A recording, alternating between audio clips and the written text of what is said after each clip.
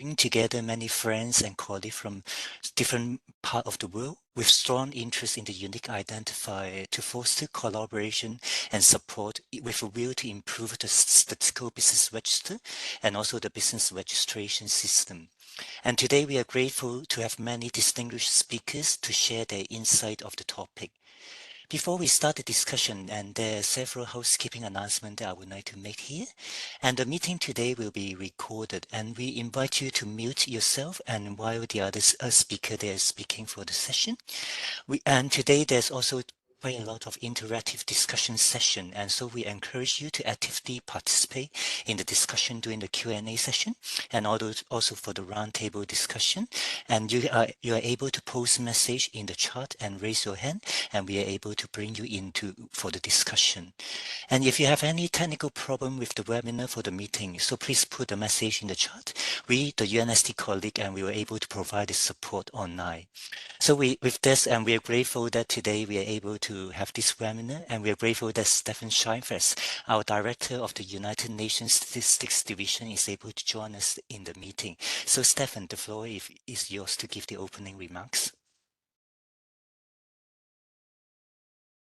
Thank you very much, Julian, and welcome to everybody around the table here, around the global table. I'm joining you today. I'm based in New York, of course, as the director of the UN Statistics Division, but I am currently in Geneva, where we have a meeting of the UN chief statisticians from the various agencies. So you're just depriving me of my lunchtime here. But when Julian and Ilaria told me that this will be at 7 o'clock New York time, I said, I don't want to miss this. And so, because this is such an important topic, and I'm also very happy and proud that the United Nations and we are taking this on, because I always believe the United Nations is the right place. I mean, we don't have any power, but we do have one power, and that is the convening power. We can bring people together, and I think that's exactly the spirit that we are doing here. Not only people from different countries around the world, but also people from different professional communities, statisticians, registrars here, other producers and users of information, and so I think that's really the spirit with which we are starting this webinar series on the Global Initiative on Unique Identifiers for Business today, and I'm very happy to say a few words at the beginning of that. Also, as statisticians, we always love to categorize and classify and get things in order. So this is a classical foundational topic that we are dealing with. So welcome to this first meeting to everybody. And it's organized by my office, by my dear colleagues in the UN Statistics Division, but in collaboration with many, in particular the UN Committee of Experts on Business and Trade Statistics and the Global Legal Entity Identifier Foundation. And we want to share with you the ideas that we have to go forward here. We are at the very early stages, so we are really looking forward to all of your inputs and comments because the idea is to elaborate a work plan, and we've gotten the mandate for this from our United Nations Statistical Commission at its last session earlier this year in 2023. So broadly, what do we want with this? I mean, the countries all have statistical business registers, and I underline the word statistical here. And they are really one of those foundational elements of all of the statistical infrastructure. We use them, of course, for our economic statistics. They are the framework for conducting economic surveys, and they provide the basis for measuring what we call business demography, the frame for integrating data from different sources, including administrative sources. Statistical business registers are generally maintained by a national statistical office. And as I said, they are part of the official statistical infrastructure. And that's I just want to do one little side remark here that is important to us. They are governed also by something that we are holding very dear, namely the fundamental principles of official statistics, which are basically describing the fundamental deal between the citizens and the government, the citizens and the statistical agency, of how to collect data. The citizens or other providers of information like businesses provide their information, their micro information, but they are promised confidentiality because the data are only used for higher level statistical purposes, for helping a society to organize itself and manage itself. But individual records will not be disclosed, and that's one of the fundamental principles upon which we organize. Now, statistical business registers often rely on the information from the administrative side, from the business registers that are set up for administrative purposes by business registrar authorities, and we have many friends from that side here, where companies and business have to register in order to legally carry out their economic activities. So now the availability of the idea of the unique identifiers for business in a country is an important enabling factor for more effective use of administrative data for statistical business registers. And the main aim of this initiative is really to bring together interested organizations in the countries and also from the international level to work on this together in a coordinated way to foster the establishment of unique identifiers in a country when they are missing and promote thus the access to administrative sources for statistical business registers.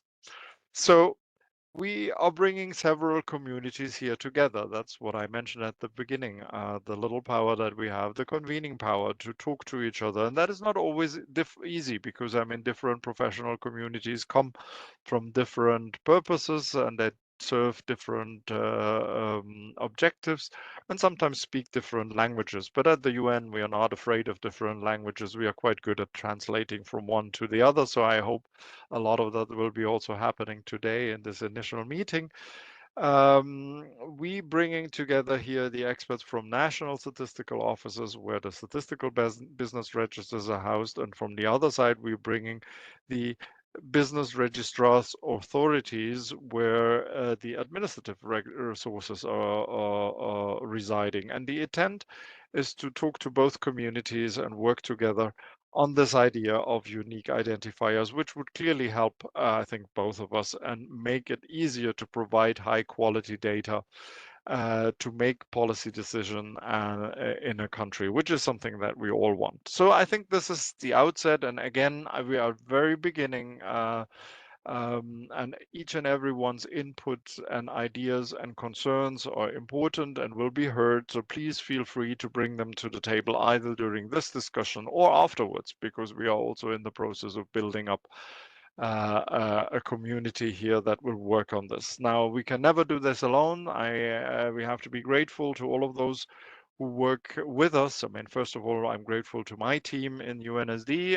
Ilaria and Julian are leading this team on my side. But we also have the UN Commission on International Trade Law, and I would like to thank here in particular Monica Canafolia from the UN Commission on International Law for being open to discuss this and how we can work on this together. You are also with us today. And I would also like to thank all the speakers today because we're bringing an interesting group of people together. And we have Stefano Meninello and Hank Hermans who are leading the work on the UN Committee of Experts on Business and Trade Statistics. Much of the discussions that has been preparatory to today's event took place there. I'm also grateful to Predrag Savage, who represents the legal identity human side of the equation, because we have the UN legal identity agenda, where we also see the connections between civil registration, population registers. This is basically the same with on the human side. We thank also Arthur Giesberts from the World Bank, because we always work in close partnership with the World Bank, in particular also on this topic. And there is also, of course, Ivo, my dear colleague for many, many years here in the UN, and also Rico Dunn, who have been part and I may say godfathers of this initiative. So thank you very much. And thank you in particular, all of you, for your interest and connecting what is early in New York and the middle of the day and maybe late in Asia and the Pacific. We are trying to bring a global community here together. And I think, as I said once before, each and everyone's perspective and experience is valuable. So please feel free to actively participate and bring to the table whatever you want to bring to the table. I look forward to the outcome of this webinar. I will stay with you a little bit to follow the initial discussion, but then I will have to go back to my Geneva meeting. So thank you very much for this opportunity to open this event, and I'm really looking forward to the discussion. Back to you, Julian. Are you guiding us? Yep. Yeah, thank you, Stefan, for making the opening speech amidst in your meeting. Your support is really to the DF to advance the work in this area, and I would like to thank you once again for your speech. And now I will pass the time to Stefano Maggiano, the chairman of the UN Committee of Experts on Business and Trade Statistics, the Directorate for Analysis and Enhancement of Economic Statistics, and for the information needs of the National Recovery and Resilience Plan from ESTAT. And Stefano, the floor is yours. Thank you very much, Julian. I'm very happy to attend this meeting today. Also, I'm particularly happy because we are speaking in front of a very large audience of people interested in the global project on the unique identifier for business.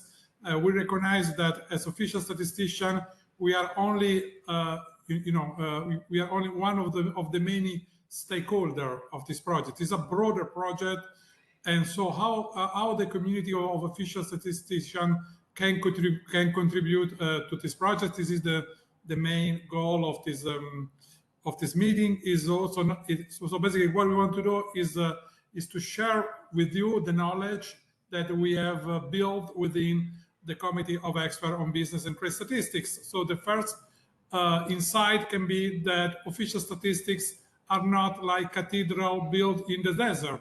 So in many times, official statistics are built on a country-specific institutional framework on the availability of a company identifier and on administrative data. So the best country in the world in producing official statistics is not only the country with the best statistician, as in the case of ENC, but also are the country where they have a lot of input and information to build the castle of official statistics. So basically, we really have to thank the administrative data, the availability of unique identifier, because built on that, we can build our system of classification and estimate. Without that, it will be more difficult. So the first insight from our side is a unique identifier is not a statistical unit, but is a priori condition to build a statistical system.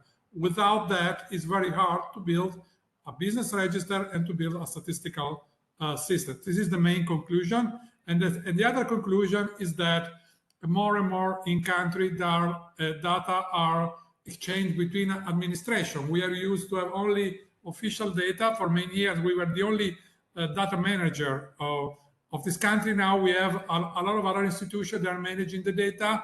We used to source administrative data from other administration to produce statistics. Now the other administration are producing statistics on their own. So what is important, the key message is that we have to build a system together.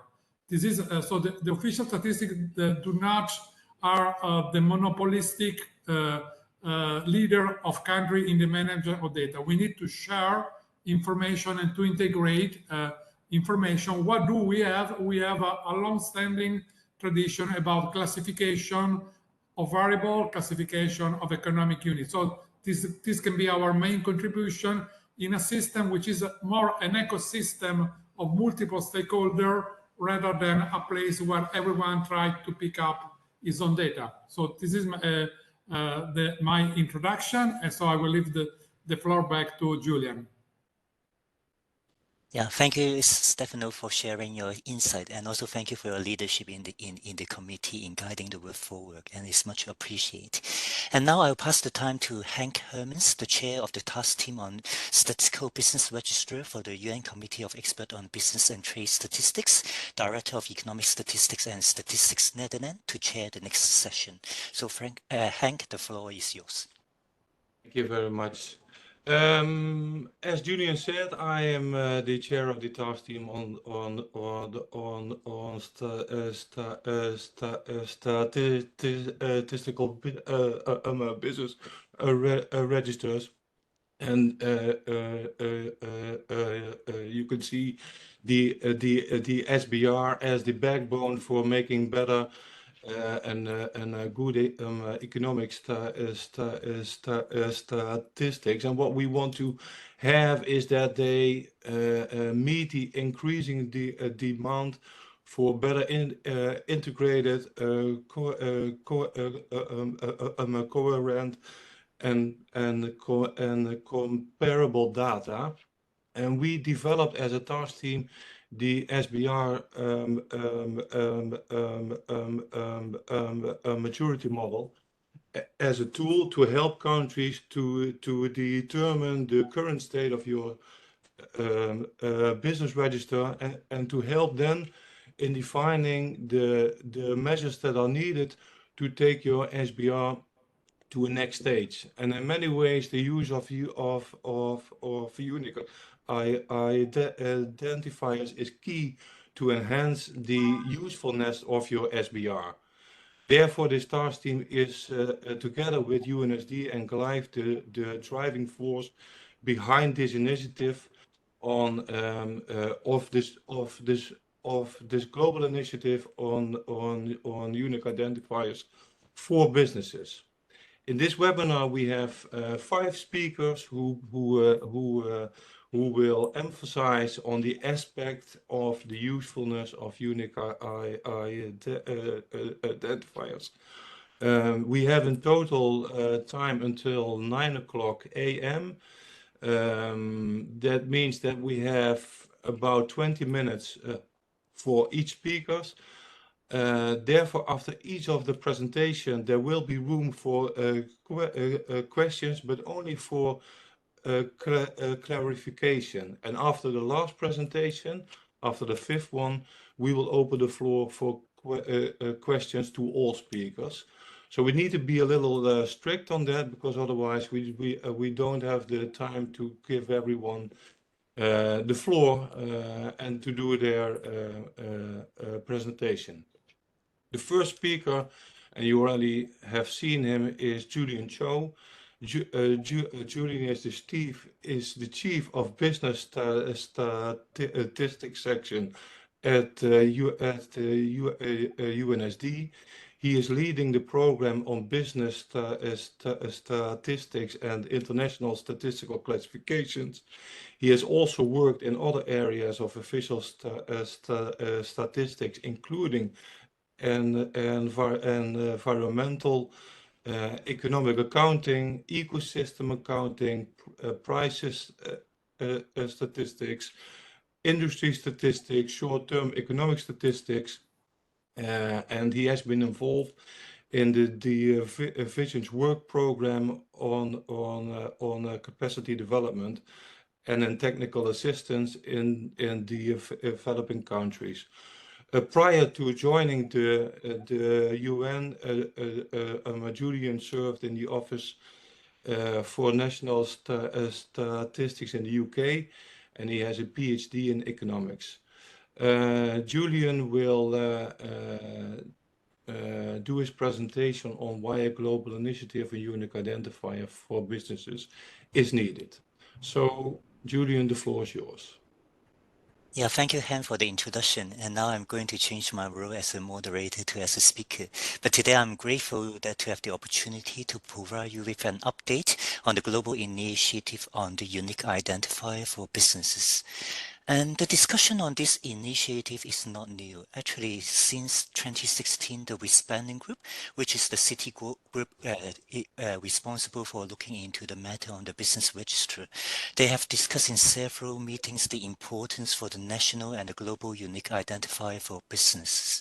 So for today, the discussion, you can see this as a continuation of the discussion that had been taking place for quite a few years. So we hope we can continue to carry on the discussion in order to advance the work in this area.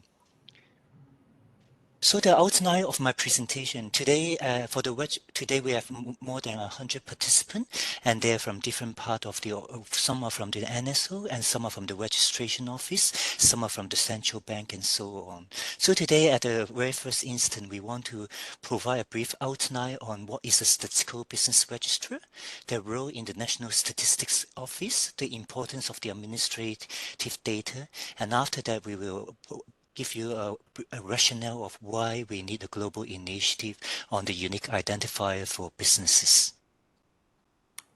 So why I'm putting this slide is the fundamental objective of this initiative is to strengthen the statistical business register for country. So as many of you, the Statistical Business Register, or I will call the SBR, they are really the backbone of the statistical system and play a crucial role for the compilation of the economic and all other official statistics. So the international work on the guidance of the SBR, they reflect the global recognition by the international statistical community of the importance for the SBR, and they will form the basis for the formulation of the technical assistance program to strengthen the business register in the country. So today, the global initiative, we recommend to see that we can see in the context of the long-term work program in strengthening the statistical business register for country, and this is being a joint hand collaborative effort by the international community and also from the National Statistical Authority.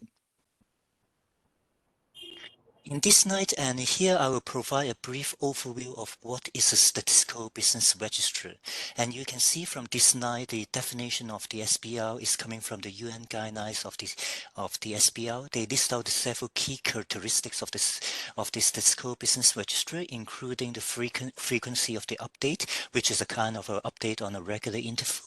It's a structured database. It consists of economic units.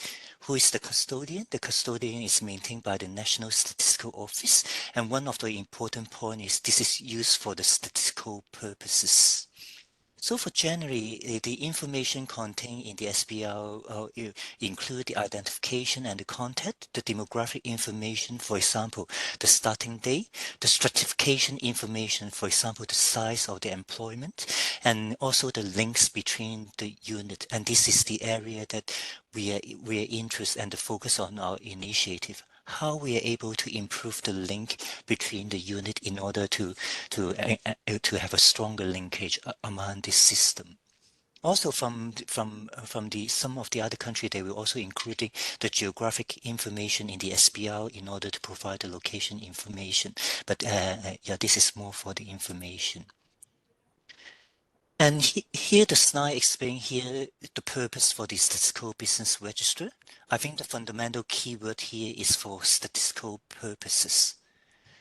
So for the there's many different register for the register for the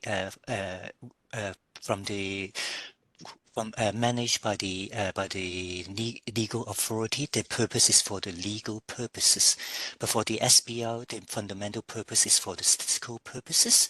It's used as a frame population for economic survey.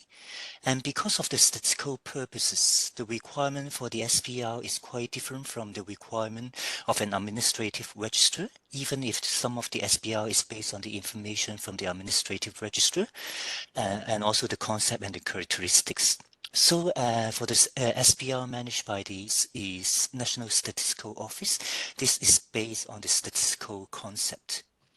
So because of a statistical purpose, this is also guided by the fundamental principle of the official statistics, as also mentioned by our director Stephanie in the opening remark. In this sense, the issue about the principle of the confidentiality is also an important principle to govern the use and the management of the SBR.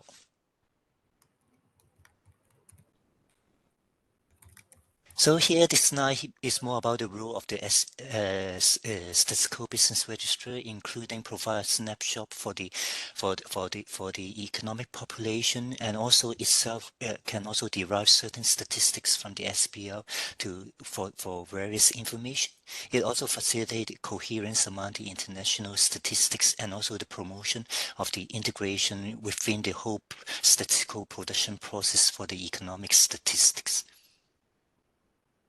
With regard to the data source, there are different data sources to be used to construct and maintain this SBL with good coverage and content.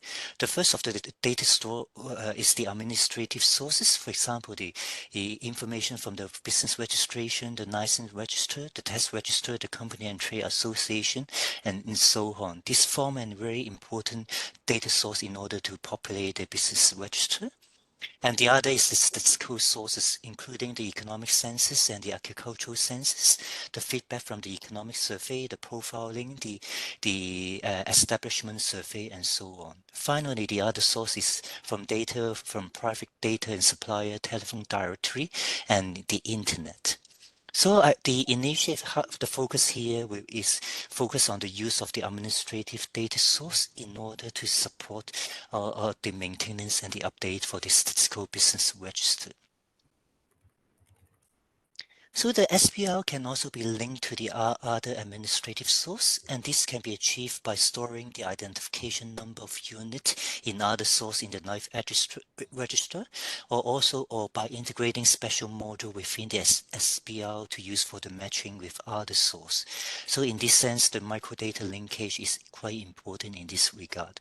So the statistical unit in SBL can be linked to the unit from the other source, so which means the data are available to assist in maintaining the unit in the SBL for use in the survey. And to improve the interoperability, I think this is now a word that's getting quite prominent nowadays, how we are able to facilitate a linking together and then information read by one system to another system. So to improve the interoperability, the SBL should support the development of the condition for exchange for coordinated statistical information among countries, including an international identification service. So in this regard, one of the key is the unit identifier. So if the unit identifier is available and can serve as a kind of a basic information to link the different sources, this will allow common use of the information across different sources. And this is essential to conduct the linking and also to improve the interoperability among different sources. So here, this slide, this is provide a comparison between the business register managed by the Business Registration Authority and also the Statistical Business Register managed by the NSO. In essence, the business register is for legal purpose, but for the SBL, it's more for the statistical purposes. And so after explaining so many information about what is the SBL, the important about the linkage, so here I come to the rationale for this initiative. So one of the main issues is about the establishment of and the improvement of the SBL is the lack of the unique identifier. For example, last week I was in the meeting, in the responding group meeting, and during which there's quite a few countries, they also share the information. And some of the countries, they really indicated there's a lot of the administrative data source, the information is available, but the issue is they don't have the link in order to link the information from the business registrar, from the administrative sources to the statistical business register for the National Statistical Office. So here is again, you have many rich full of the information source, but they are not able to link it together.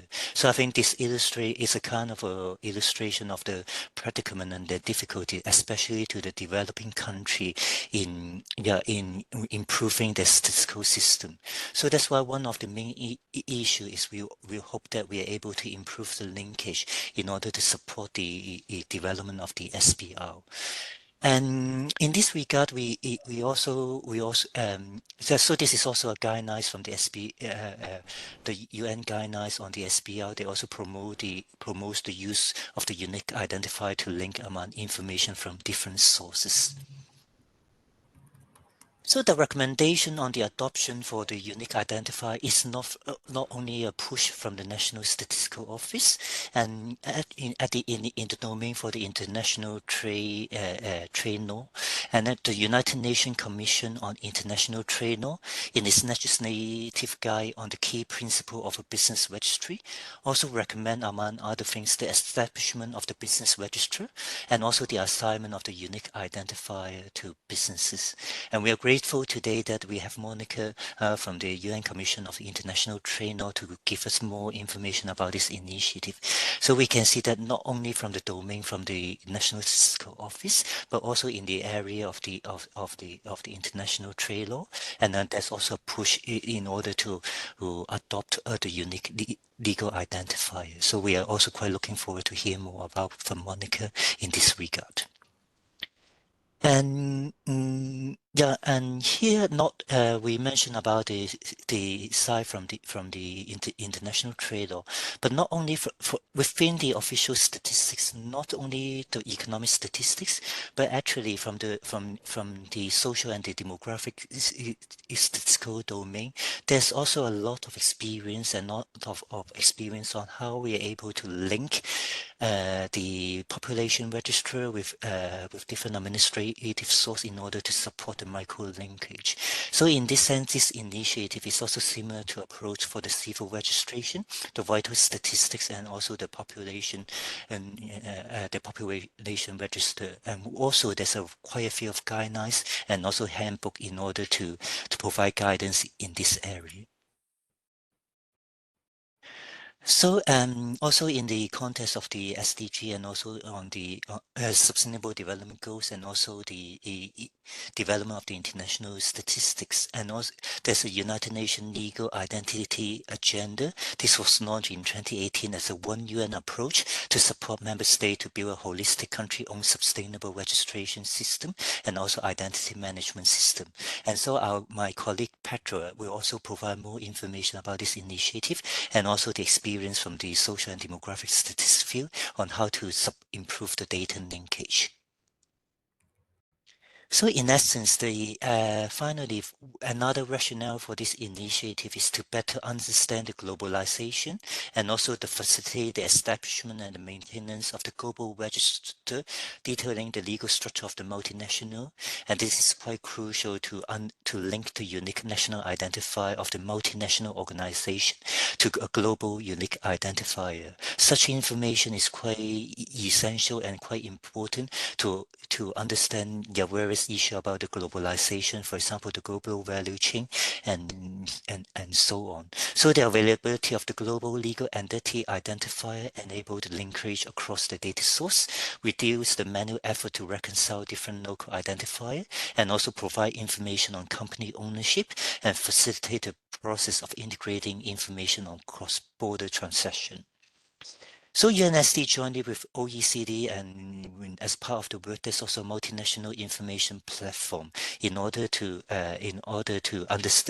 develop a global register for the multinational enterprise. The use of a global unique identifier will also benefit the development of the global register in this regard. And here, then, this is maybe coming to the end. Is the initiative is aimed to strengthen the transparency of the business in country by improving their registration, improve the availability of the unique business identifier in administrative data source in country, promote access and sharing of the administrative data for SPL, and also to demonstrate the importance and benefit of linking national identifier with global identifiers, such as the legal entity identifier. So we hope this initiative can bring together interested international and regional organizations active in the domain of the statistical business register and also the business registration and statistical legislation to support countries to improve their SPL and also the business registration system. And the initiative will also leverage on various organizations to develop a common approach. And here, this is a process, as I mentioned at the very beginning, the process really started in 2016. And also, this is also a continued iterative outcome of consultation, also begin between the UNSD and also the Committee of Experts on Business and Trade Statistics, and also the GLEIF, the Global Legal Identity Identifier Foundation. So at the recent UN Statistical Commission in 2024, we also received a mandate to carry on forward the global initiative to support the development of the program or on work with the aspiration to support the country to strengthen their statistical business register.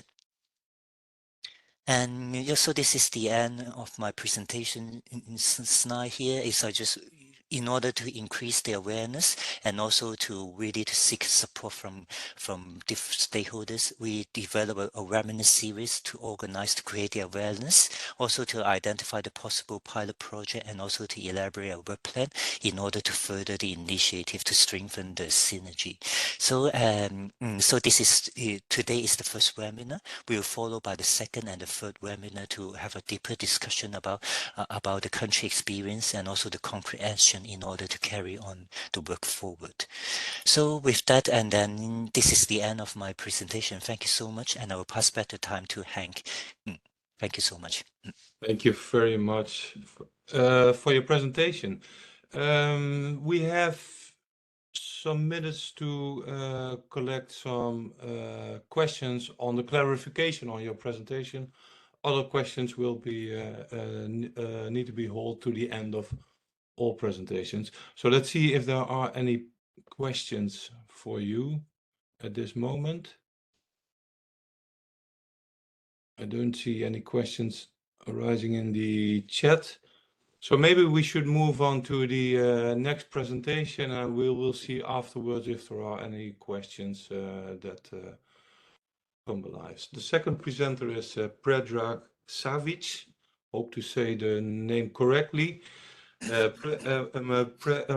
Predrag is an associate statistician at the Demographic and Social Statistics branch of the UN Statistics Division, and his current portfolio covers UNSD work on the civil registration and vital statistics. A legal identity, as well as serving as the secretariat for some of the intergovernmental and interagency processes under the Statistical Commission in the area of social and demographic statistics. He has a strong background in data analytics and socio-economic research, and in particular an analysis of household surveys, with years of working experience focusing on various topics at the intersection of statistics and social development, including poverty, inequalities, and leaving no one behind. His presentation is about UN legal identity agenda, about the similarities with civil registration and populations registers.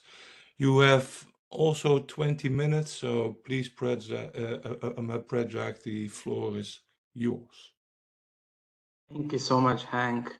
Good morning, everyone, colleagues from New York, and thank you, Julian, and thank you, Ilaria, for the invitation. At first, you must have thought what the social and demographic side has got to do with businesses, but it turns out, as you heard from Stefan and Stefano, and the previous presentation of my colleague Julian, that there are a lot of similarities between the processes, even though we talk about humans and population registers. As mentioned, I'm Predrag. I come from social and demographic branch of UNSD.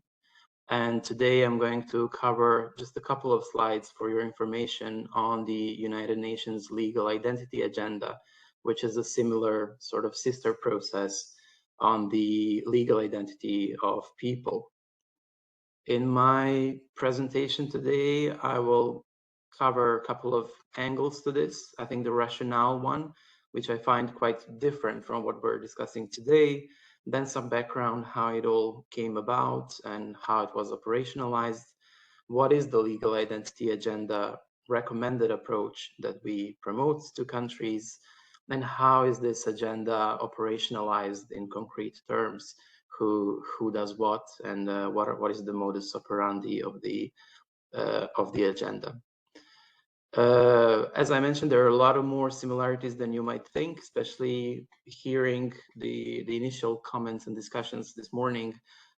We talk a lot about interoperability, the need for unique identifiers, the need for a holistic approach, and I really like the Stefano's comment on building the cathedral on its own is a wrong way to go, but we need the castle of official statistics.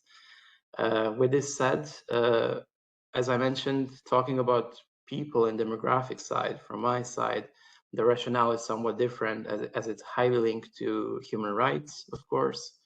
I'll just mention that everyone has a right to be recognized as a person before the law.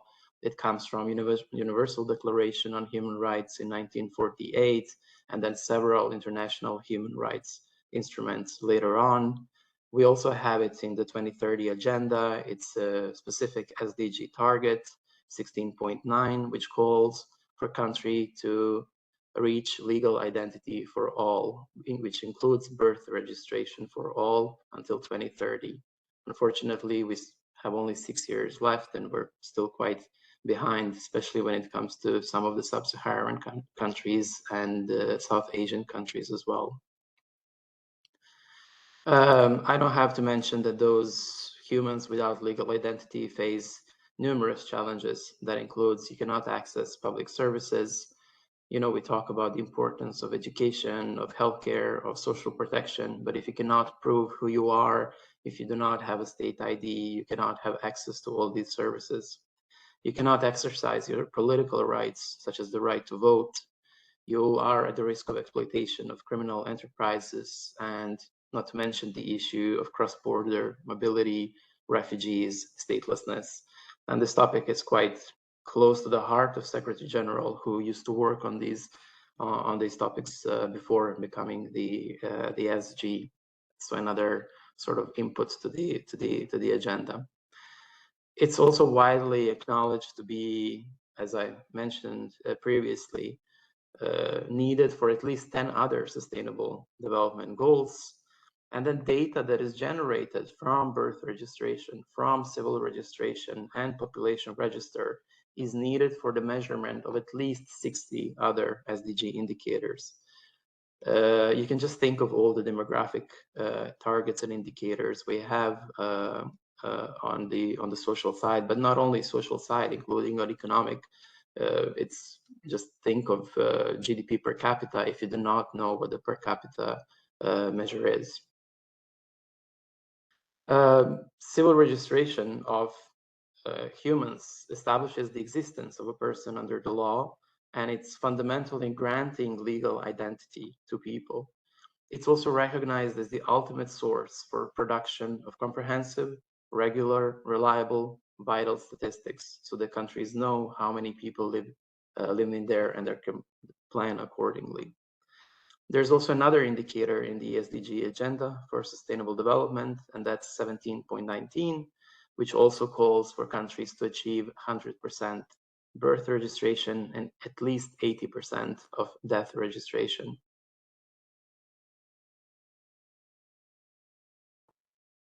I think my presentation is not moving. Okay. Sort of a background, since these sister parallel processes are not that parallel, as we've been on a population and demographic side somewhat ahead. So it's been now 5 years, and before 2018, different UN bodies were supporting this topic in silos. So you can think of UNICEF having a strong mandate when it comes to children and birth registration. You can think of IOM when it comes to cross-border mobility, we have DESA, who is a custodian of international guidance on this topic, and so on, UNDP on digital governance. So then at the request of the Secretary General, the Deputy Secretary General's office convened all these different entities to sit together and together with the World Bank start promoting a holistic birth to death model of legal identity, to take one UN common approach to these topics across the UN system, so we don't come to situations when we're promoting different or conflicting things, to strengthen the collaboration with the World Bank as a big partner on this topic, especially supporting countries directly, and then also, of course, help member states achieve SDGs that I mentioned, 16.9, 17.19, and everything we do in the UN is towards these goals. Then after the initial discussions, it was formed something called the Legal Identity Expert Group, similar to what your process is currently in. And then Statistical Commission 2020 endorsed the Legal Identity Agenda. And that's how it was born 3 years ago. So in my current capacity at UNSD, I am supporting this interagency process, which Julian mentioned has at least, at the beginning had 13 agencies, now it's 16 different UN agencies working together. Back to Stefano's comments on the holistic approach. The Legal Identity Agenda also calls for a holistic approach of CRVS, production of vital statistics, establishment and maintenance of population registers, and identity management from birth to death. So not in silos, not a standalone project, but a really holistic approach from birth to death. And then we also, I heard a lot of the word interoperability, which I hear on my side as well, which really means using the same definitions, same concepts, and unique identifiers between all these functions in a simultaneous manner, according to international standards and recommendations. And then when it comes to the demographic and social side, there's always a strong impetus when it comes to compliance with human rights of all people concerned, including the right to privacy, something you on the business side is less relevant. All right. Here I've seen this graph in Julian's presentation as well, and it's pretty much the holistic approach that is currently being promoted to countries. I'm not sure the current audience needs to delve into the nitty-gritty details of it, but on the left side you can see all the vital events humans go through. We have births, we have deaths, we have marriages, divorces, adoption, recognition, and all these events get registered by the civil registry, by health services, or the certification of the cause of death, or authorized institutions when it comes to marriage, or when it comes to divorce, we have courts and judicial institutions. So I'm sure there are similarities. Businesses also get born and they die and they go through mergers and acquisitions on your side as well. And then we have civil registration, which takes this information and confers legal identity. And civil registrations, we always highlight that it needs to be compulsory, it needs to be universal, it needs to be continuous on a permanent basis, and it needs to be confidential. The NSOs use this information from civil registries to produce vital statistics and vital statistics report, and in a good setup system in place. And then we also have down population register with unique IDs, with access protocols, and then identity management with the issuance of biometric IDs, passports, IDs, identification, verification, voter roles, and so on. And on the right, we see the direct link, if you will, between the other functional registers, out of which business register would be one. We have education, employment registers, tax registers, social assistance, social protection, pensions. I mentioned already voters' role. And this model is a really holistic approach to all these functions together: civil registration, vital statistics, and then identity management on the on the third side. And Julian has also mentioned we have a lot of guidance, and the principles and recommendations for a vital statistics system is the main one. But we also have a number of accompanying handbooks going into different aspects of this process. Now, when it comes to how this agenda is being operationalized within the UN, there's an interagency coordination mechanism that is in place called UN Legal Identity Agenda Task Force. It's, as I mentioned, consists of a number of 16 UN agencies, and there is a chairmanship of the three organizations, which are UNDP, UNICEF, and DESA. UNSD, as part of DESA, is one of the co-chairs, and we represent the secretariat of this task force, which is one of my jobs. The task force itself, and I think this also might be useful for you in the future on how it's concretely operationalized, oversees the implementation of this recommended approach at a regional and global level. All the agencies sit together and meet bi-monthly, so there will be a meeting actually at the end of October. There is an annual work plan that we define at the beginning of the year when all member agencies commit to implement certain activities of the annual work plan. And then at the end of the year, soon, we will go through all the activities and see where we stand.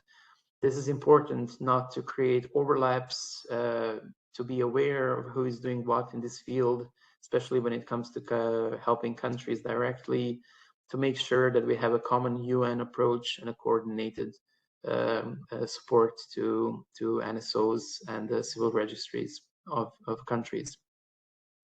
Secondly, the task force develops and maintains normative work related to these topics, and this is where really UNSD takes the lead. As I mentioned, we have principles and recommendations, which are endorsed by the Statistical Commission, and then we have a couple of accompanying handbooks, guidelines. For example, we have a handbook on management, operation, and maintenance. There's a handbook on communication for development, how to communicate to the public these topics. And then there's also legislative guidelines, which is the latest one on the importance of setting up a good legislative framework on CRBS ID management. And these handbooks have recently been also translated to French and Spanish, thanks to an external donor, which then leads me to a third point, which is together, all the agencies together are more successful in fundraising, advocacy, and communication, and raising awareness of these topics. So, for example, we would often organize events under the UN-LEA umbrella, not as single UNSD, UNICEF, UNDP organizations, but under the umbrella of the Legal Identity Agenda. And that includes various side events at the General Assembly. We just had one during the high-level week in New York last month, at the Statistical Commission, at the regional statistical bodies, regional commissions, and so on and so forth. And lastly, we also brief back Deputy Secretary General and other senior principals as required on this, on the latest developments in this implementation. I put here in brackets also our common agenda, which is the agenda of the Secretary General, and legal identity itself is mentioned a couple of times. So we also have a follow-up when it comes to our common agenda to report back to. I did not put any sort of big conclusions because I also want to hear as the presentations progress. I'm more than happy to answer any questions you might have, and please do take a look at the website we have. You will find all the information I mentioned, and I wish you all the best in your sister process. And feel free to approach me for any further comments. Thank you so much. Thank you very much, Predrag. for your presentation. That was very good. Let's see if there are any questions, just for clarification at this moment. See a nice discussion is going on in the chat, but that is apart from your presentation at the moment. I don't see. Can I see hands raised? Looking to Julian and Ilaria. There are no hands raised, huh? No.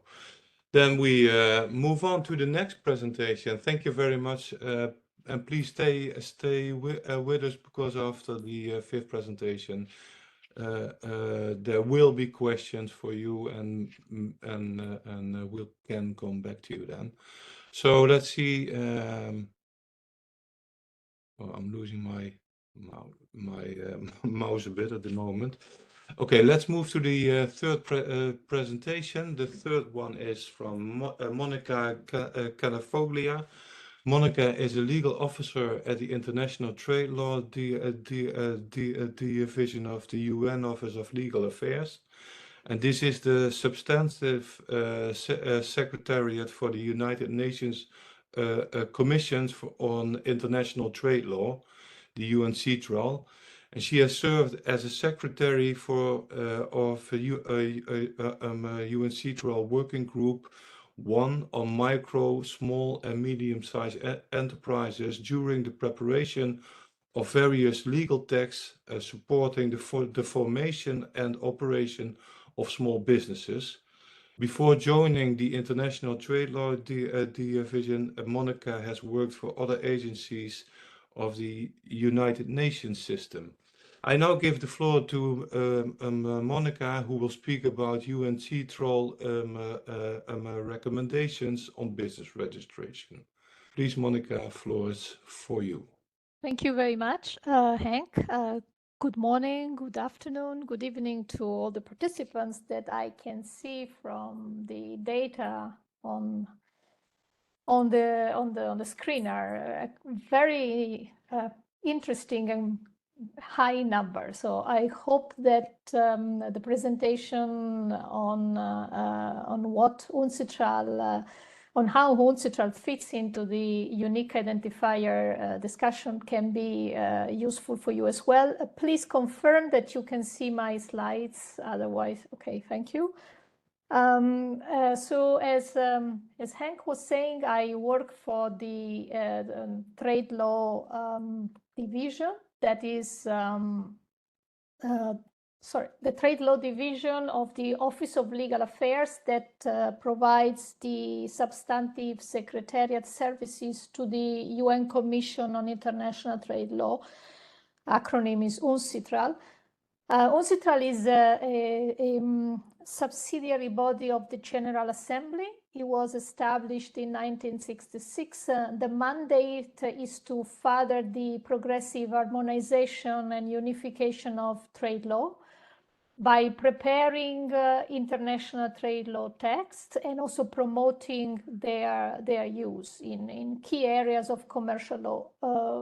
UNCEBTS is not the same as WTO. WTO focuses a lot on, I would say, public commercial law, public international law, quota, subsidies. UNCEBTS focuses on those laws, those body of laws that are relevant for carrying out businesses, that are relevant for the merchants, for the business owners, for those who are actively for the private sector.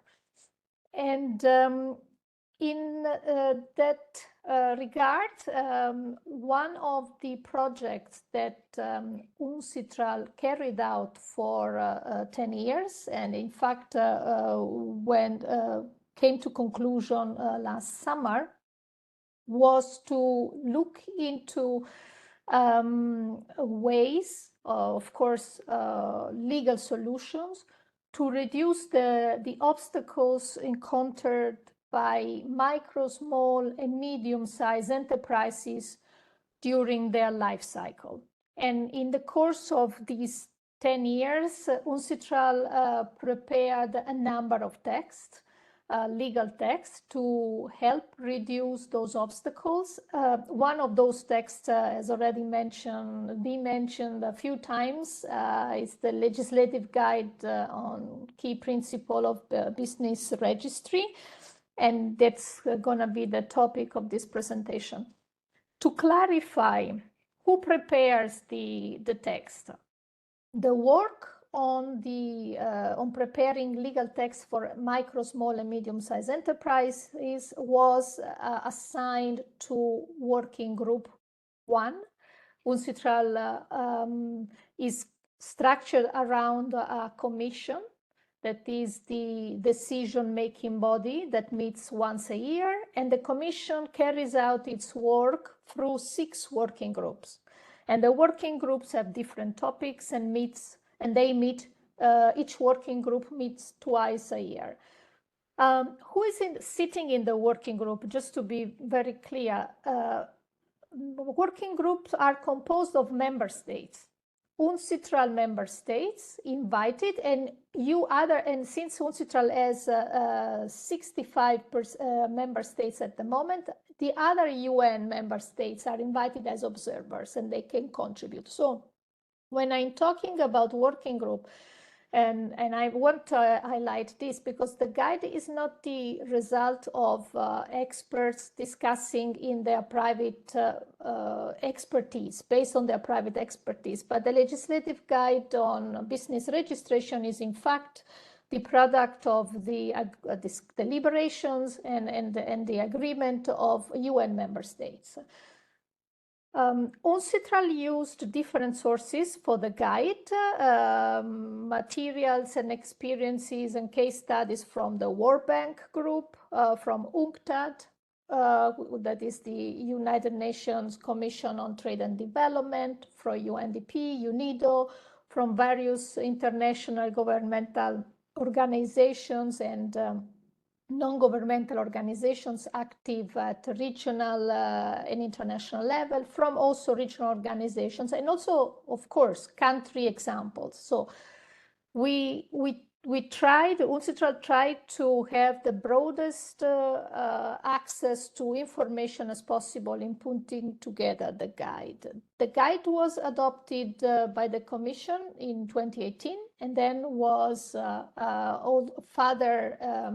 the General Assembly expressed its appreciation on the guide and kind of endorsement, which means kind of endorsement of the guide. It's a legislative guide. We are not talking, this instrument is not a convention, so it's not a hard law text the way it is defined by a legal practitioner. It's a very soft law text. It's called legislative guide because that's why it's called legislative guide. It wants to provide guidance to states. And what is the goal? What is the purpose of the guide? And which also explain from which side the guide discusses unique identifiers. The focus of the guide is to create a sound business environment and to encourage businesses of all sizes to operate in the formal economy, to formalize. Now, you know, I don't need to explain it to you. All countries have most countries have quite a considerably high number of businesses, in particular small businesses operated in the informal economy. This is certainly not profitable for the business, for the state, but also it's not profitable for the business itself. Just think very quickly, a quick example. Micro, small, and medium-sized enterprises operating informally, so not recognized by a state because they never registered. They don't have access to formal credit. They cannot go to a bank. They have to rely most of the times on informal sources of credit, like family and friends, or like other informal channels that not usually represent a very solid source of credit and reliable. So the guide considers that one of the ways to encourage businesses, in particular small businesses, to register is to make registration efficient, simple, and cost-effective. One quick comment. Of course, the guide is very aware, UNCITRAL is very aware that most businesses, most micro businesses are not required to register with the business registry. So the guide doesn't suggest in any case, it does not suggest that businesses of all sizes, including micro businesses, should be required to register. The guide simply suggests that, simply addresses those situations where micro, small, and medium-sized enterprises need to register, are required to register with the business registry, and how this can be made efficient for them and cost-effective. The other aspect that I would like to highlight is that the guide doesn't suggest that we create two systems of business registration, one from larger companies and one for micro, small, and medium-sized enterprises. The guide suggests that there is one system only, as it's current in most countries, simply that this system should be reformed and improved in a way that it is more, that makes easier for small businesses to register. And if it is easier for small businesses to register, then it will become easier for, it's in any event, it's easier for larger businesses as well. The structure of the guide, a legislative guide is a publication which is articulated in a number of legislative recommendations, and those are addressing the legislative body of the states. And the recommendations are explained, are clarified through a commentary. And the commentary is an analytical discussion of the main issues on the various topics of the guide. And also it's a kind of an explanation of the best practices that have informed the preparation of the guide. In the particular case of the business registration guide, we do have 58 legislative recommendations. The guide is available in the 6 official languages of the United Nations for free on the UNCITRAL website, and you will see the website on my final slide. This is the structure of the guide. You will see it discusses everything from every aspect of a business registry reform, from the objectives of the business registry to how it should be established, how it should function, how it should operate, etc., etc. And clearly, I'm not discussing most of those aspects. I will only focus on one aspect that is particularly relevant for the discussion today. I will only clarify 2 things. For the guide, the objectives of, we have spoken so far about identity. We've spoken about the identity of legal persons, the importance of having a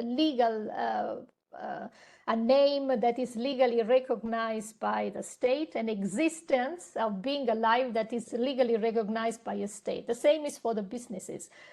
The objective of a business registry is to provide the business with a legal identity that is recognized by the state. And the legal identity is also, once you have a legal identity which is recognized by the state, that is also important for improving your interaction with other businesses, and also for making yourself more visible to the public on the market. So one aspect, one objective, one purpose of the business registry is just to provide the business with this legal identity. Then the second, how to do this? In order to do this, the business registry receives, stores, and makes information on the businesses available to the state and to the public. The business registry should be based and should operate on a system of laws that is simple, that is clear and it's simple. The laws concerning registration should be really simple and should avoid any discretionality allowed to the registrar and to the business registry. Meaning, for example, it's not for the business registry to set the prices of the of registration. That should be criteria for this. The other important aspect is that registries should operate on the basis of rules and procedures that are transparent and that are known to the public, so that the public knows what they can ask for from the registry, what they can expect from the registry. And for example, the guide highlights the importance of the service standards, for basically which are those standards that define the service of the business registry. And because those standards improve the transparencies, the existence of those standards improve the transparency of the registry, and also can be used as the benchmark to monitor the registry. What are the key features of the registry? First of all, the registry should be the good quality. A registry in good quality is a registry where information is reliable and the registry system is reliable. It functions well, it performs well. So it is periodically updated. The information, but also the system that preserves the information, the procedures need to be periodically updated. And as I said already, it's time and cost efficient. A registry needs to operate efficiently, and here I will leave this. So meaning in order to operate efficiently, it has to be, and this is aspirational in the guide, fully electronic, possibly the use of one-stop shop, and the use of unique identifiers. This I will explain in the next slide. The registration procedure should be easy. The information required, you should not require an awful lot of information, just basic information, and the guide clarifies what that information should be. Use of standard registration form, use of user-friendly procedures to help the businesses, in particular the micro, small, and medium-sized enterprises, to update, to keep their information in the business registry updated. And the registry should be accessible to all. Everybody should be able to access the information of the registry. And the access to information should be easy. It should be easy to access the information. You should not have, and one of the aspirational is direct electronic access to information from every computer, from every mobile tool, and cross-border access to information. Information should be accessible also to users living in another country. And in this particular angle, cross-border access, it refers to easy to search criteria, information also provided in another language, not just in the language of the country, for example, the universal English language, possibility for the foreign users, a simple way of presenting the information so also foreign users can access to it. And the guide in this respect encourages states to coordinate, to mutually coordinate, at least states from the same geographic region, to adopt approaches that would allow for cross-border standardization of the information that are included in the business registry. And now let's go to the streamlined operation of the registry. There are three aspects: the use of technology, fully electronic operation of the business registry. This is the aspirational one, as I said, step by step, if it's not possible to have immediate access to the electronic infrastructure. Adaptation of the domestic law, because in order to have an electronic registry, you need to have laws that permit e-documents, e-signature, e-payments. And of course, support the possibility that the electronic registry support not just receiving information, but all steps of the preserving and updating the information.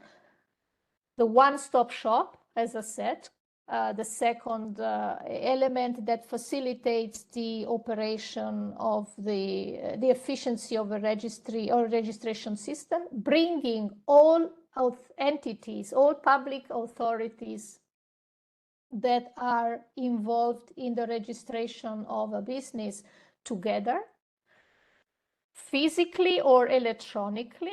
And here also the guide clarifies the step-by-step approach, and also clarifies, so we can start from simply bringing those entities together in the same physical space, but the final step should be having one single platform where you can get simultaneous registration with all entities.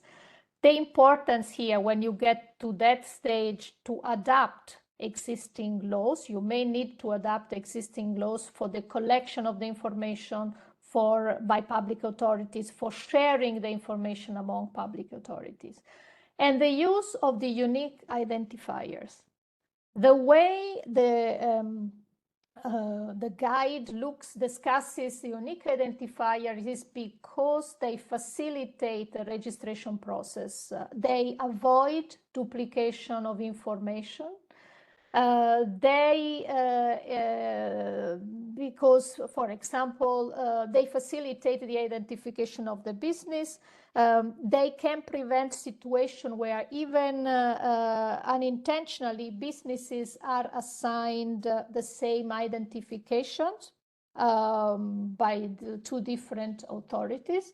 And of course, in this regard, the guide highlights the importance that the interoperability, interconnections of public authorities. So public authorities need to get together, to coordinate together in order to have a functioning and efficient unique identifier.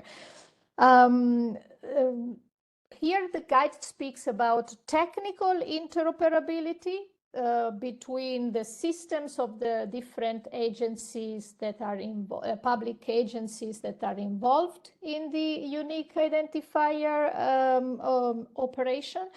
Speaks about semantic interoperability, the fact that the information should be, the terminology used by the different agencies should be the same.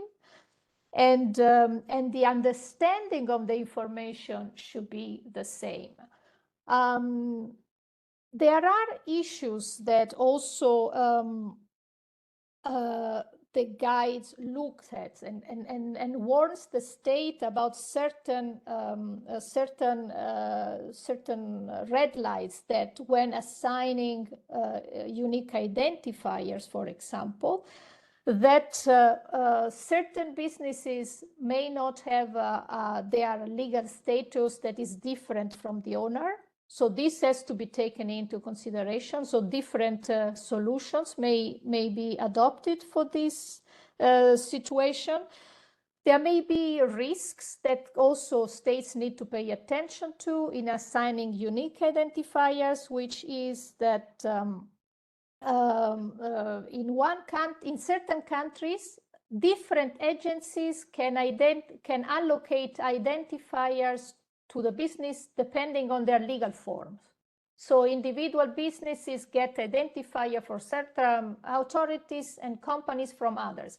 So these situations need to be resolved and need to be unified and verified. And here, one last remark before closing. The cross-border exchange among business registry. The unique identifier facilitates the cross-border exchange of information among registries and also between the registry and the public authorities of another state.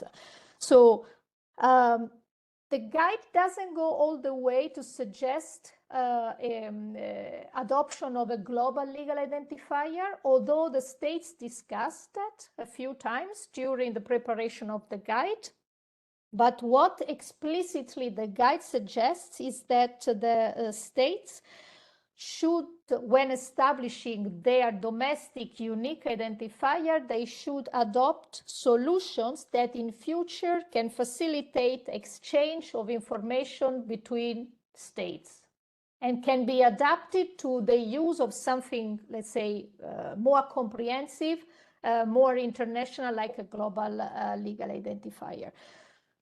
I stop here. That is just a quick slide that highlights the importance that when you enter into a reform process, you carefully keep everybody in the loop, and you actually have all your stakeholders on board, and you have a reform process that is a phased reform process. I thank you for your attention. Happy to respond to any question you may have. And there you see the my email, but also the web address of the UNCITRAL website. Thank you. Thank you very much, Monica, for your presentation. It was very clear. We don't have any time now to collect questions, so I would say if you have any questions on the clarification, please use the chat functions. So we can now move on to the fourth presentation. And the fourth presentation will be done by Rico Dunn. And Rico is mainly responsible for business development projects within GLEIF. And GLEIF is the name of the global Legal Entity Identifier Foundation. And Rico is there responsible for the connections between world of business registers, the statistical world, and the world of the legal entity identifiers.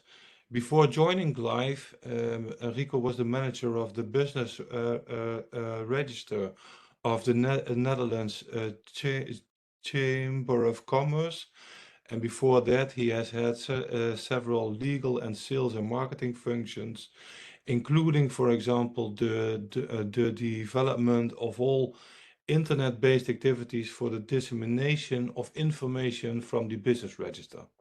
He has been active in international cooperation between business registers as a chairman, for example, of the board of the European Business Register, EBR, for over 10 years, and as a member of the executive committee of the Global Corporate Registers Forum, CRF. Today, Rico is going to talk about leveraging on the LEI, the Legal Entity Identifier, and how the LEI can support the strengthening of unique identifiers for businesses. Rico, floor is for you. Thank you very much, Hank, for this introduction. Good day, everybody. Lovely that everybody is around in such big numbers for our webinar today. I'd like to go into some details about the LEI, as said by Hank already. You've seen our name and the abbreviations in several being mentioned in several presentations already, but I'd like to give you a bit of an overview of the LEI itself, the organization of the GLEIF, some recent developments and external endorsements of the LEI by international organizations, and of course finish with the relationship between the global initiative we are discussing today and the possible use of the LEI. The LEI has been invented, you can say, by the G20 Ministers of Finance after the collapse of Lehman Brothers, when it was clear that a proper global system of uniquely identifying entities was not available, and it would be very beneficial to have that available to better identify entities instead of not having the possibility to do that on a cross-border scale. Initially, the idea was mainly based on having this available for parties which are involved in specific financial transactions, but the scope is broadening and broadening, which is only good to be able to use a global unique identifier really on a global scale. GLEIF is a foundation which was founded by the Financial Stability Board back in 2014 and runs an organization to really have an overview of the entire system of the issuing and the use of the LEI around the world. Not only do we have a board and an organization, but we have also a so-called Regulatory Oversight Committee, the ROC, which consists of many regulators from a lot of countries around the world, mainly from the financial supervisory authorities, central banks, international organizations, etc., which is the institution and the organ, you can say, that is responsible for all the policies around the LEI and how to use it. GLEIF has also accredited currently 37 partners around the world for the real actual issuing of LEI numbers to entities. And by doing this, we cover, I could say, more or less the entire world, where you can obtain an LEI from any type of entity. The LEI is standardized as a global ISO standard, which is a great thing because it's fully defined, fully sealed off as what it should be. It is a 20-character alphanumeric code with no intelligence in it. It's a dumb number, which means that there's no relation to a country or a type of entity or whatever. It's just a number which is completely random and which can be used for any type of entity.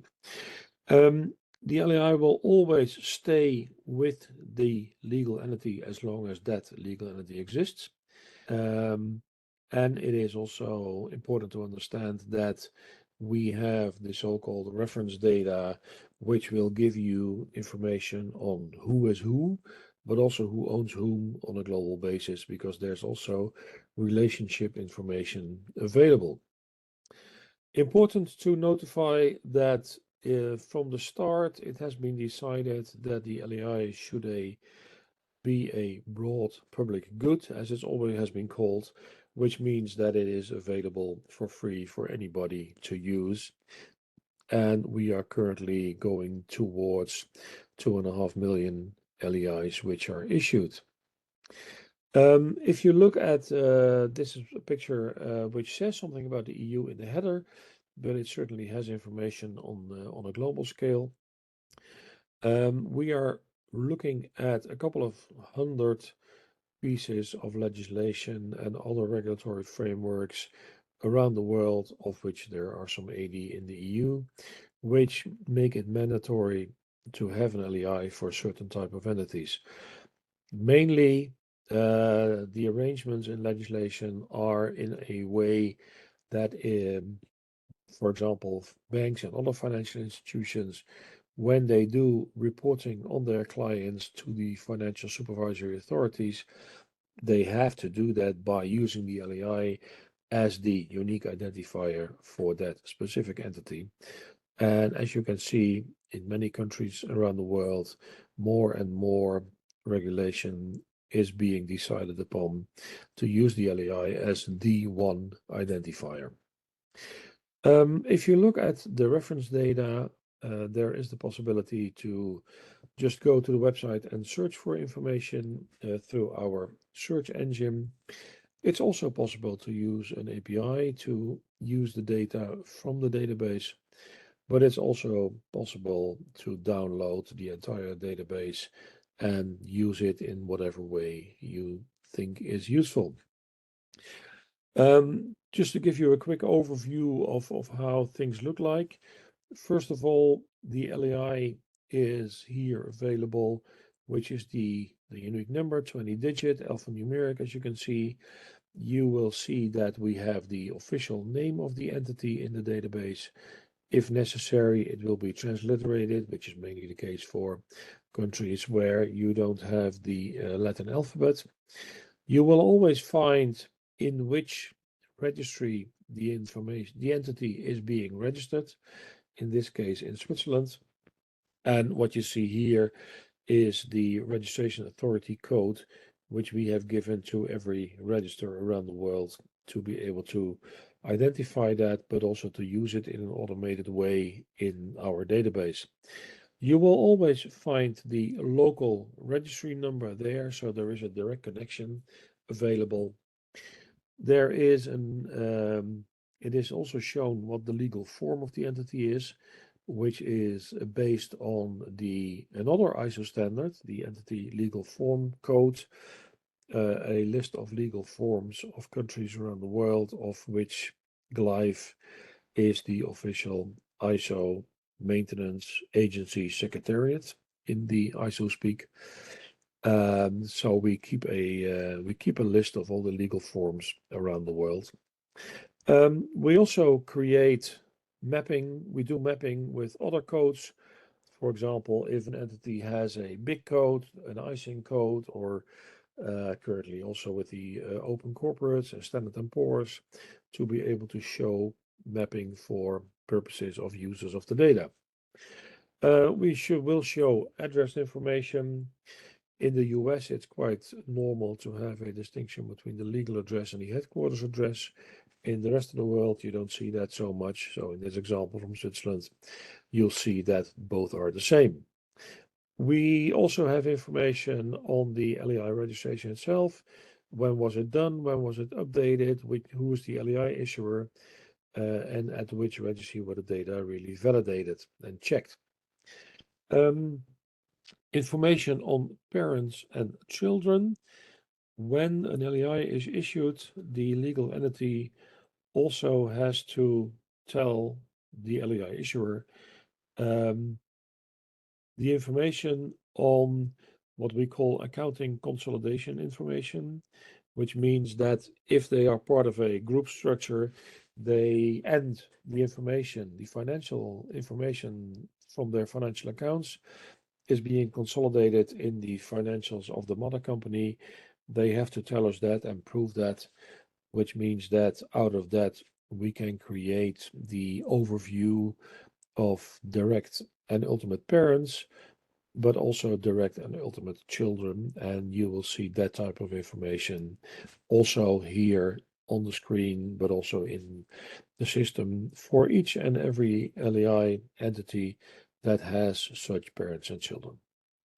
I said something already in the code lists. I think it's useful for you to also have the possibility to look into these code lists, which are all available on our website. And all the slides will, of course, be on the webinar website, so you can go there, find this, and then also go to the different lists. Looking at some international support for the LEI over the last year, there are in different areas quite a bit of supporting documents, for example, in the payments area, but certainly also in the digital identity area, which is a great help to be able to use the LEI as broad as possible. I'd like to quickly go into a few of those. The European Systemic Risk Board, which is the combination of all the national banks in the EU and an oversight body in the EU, has said that it would be very useful to have a specific legal framework for the LEI in the EU to use the LEI as broad as possible. So we're still waiting for a response from the European Commission to that. Then earlier this year, there has been a so-called opinion from the CMFB, a very long name, which you can see here, which is a combination of all the national banks and all the statistical institutes in the EU, which has also said that please make the use of the LEI mandatory for a wide variety of entities across the EU to be able to identify them as easy as possible. Finally, the Bank for International Settlements has done a very interesting project on fight against financial crime, which they call the Project Aurora. And they have been looking at solutions of creating policy tools using data to create as many possibilities as possible to fight financial crime by using available data.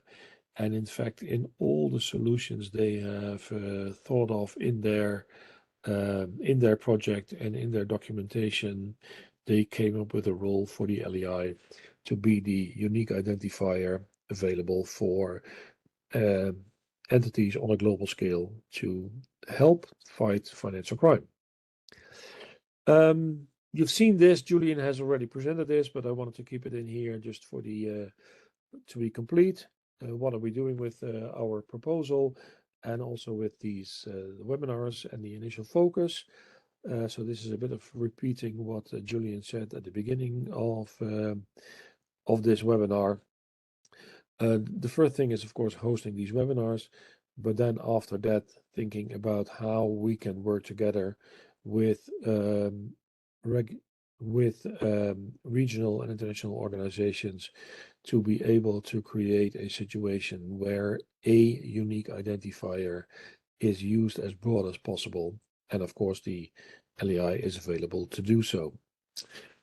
Finally, a few things which are in this cooperation potential use cases for the working together between the UNSD and ourselves and in the global initiatives.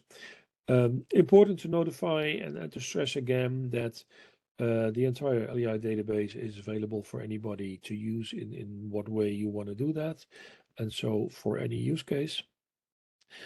Of course, it's possible to discuss the potential of what we call bulk issuing, so issuing an LEI to all entities in a country. We are starting a few pilots very shortly now to do so with small regions, but which would be a great possibility to see what the possibilities are to really do that and to have an LEI available for each entity in a country.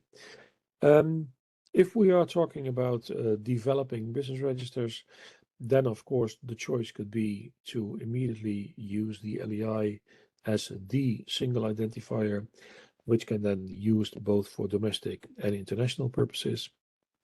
And of course, anybody who wants to do that, but certainly also statistical business registers, can choose the LEI to be the overarching unique identifier to connect data coming from all kinds of different sources with all kinds of different numbering systems under the umbrella of one unique number. And finally, like I said, all the information is available. So that also means that anybody who wants to get a better insight of information on parents and children is invited to use the information from the LEI database immediately. Thank you very much.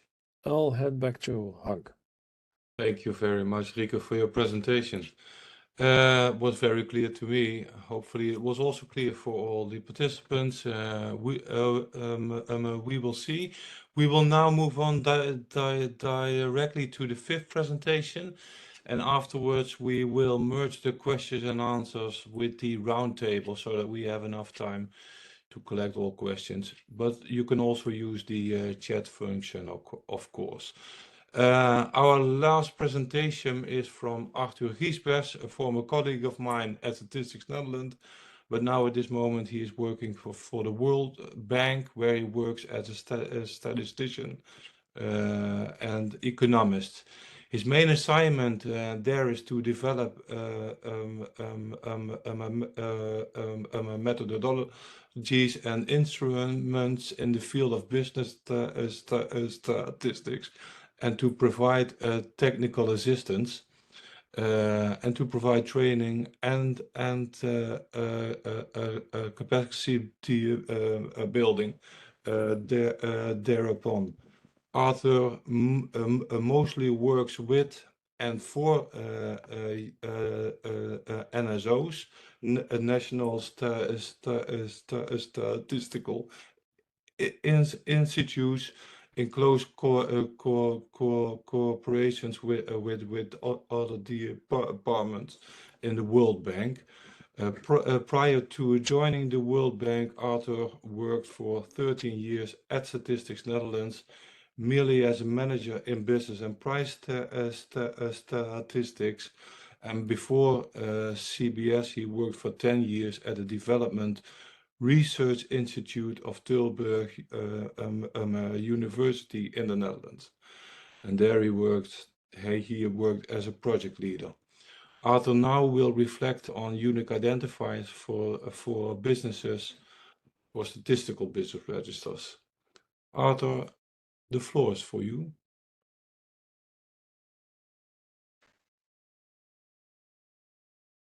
And I think you are going to share your screen yourself. But you're now muted. Yes, there you are. Yep, we can see it. Okay, thank you very much for this introduction, Hank. And congratulations to the other speakers. I heard very interesting things already, and I learned a lot, and there's very valuable materials available, which I definitely will use in the nearby future.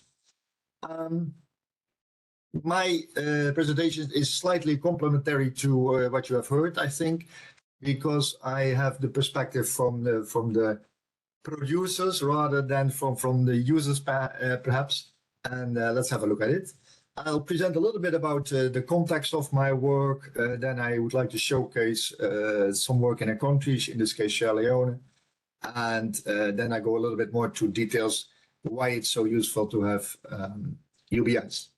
Okay, so the support from the World Bank in the field of business statistics is that we have an extensive work program, financially and technically. We have an immediate outcome of that, which is better business statistics, and better means also more timely and more output. But in the end, it's very important that it should help to improve the national accounts. And as such, it's a foundation for the grant and loan program of the World Bank, how the World Bank wants to support and can support other countries. The technical assistance is about providing NSOs with advice on concepts, methods, and but also sharing of templates, because it's very helpful to share templates and to avoid that the wheel needs to be reinvented every time. And of course, these templates can be adjusted to local circumstances, etc., etc. It's also important to share tools because the countries where I mainly work are often not in a position to develop tools themselves. And then finally, almost finally, it should be simple, proven, and state-of-the-art. And I think that also came across the table already in the presentation of Monica. Things should be simple and easy to use. And finally, then, the comprehensive approach is embedded in international standards and requirements And basically that is what we are working on today. So where do I work and where do our work programs operate? This is the countries where we worked the past few years. And the World Bank does much more than this, of course, and works more on statistics, but this is the countries that are linked in our work program. Obviously, the COVID pandemic affected statistical officers seriously during the past years. So little progress could be made in many countries because it simply was not possible to do any field work. And what we found in this program is that more than 80% of the countries doesn't have an adequate statistical business register and never conducted an establishment census, or they didn't do so for a decade or more. And of this group of countries, 2 countries have or work on an administrative data-based SBR. So that gives you a little bit of the context.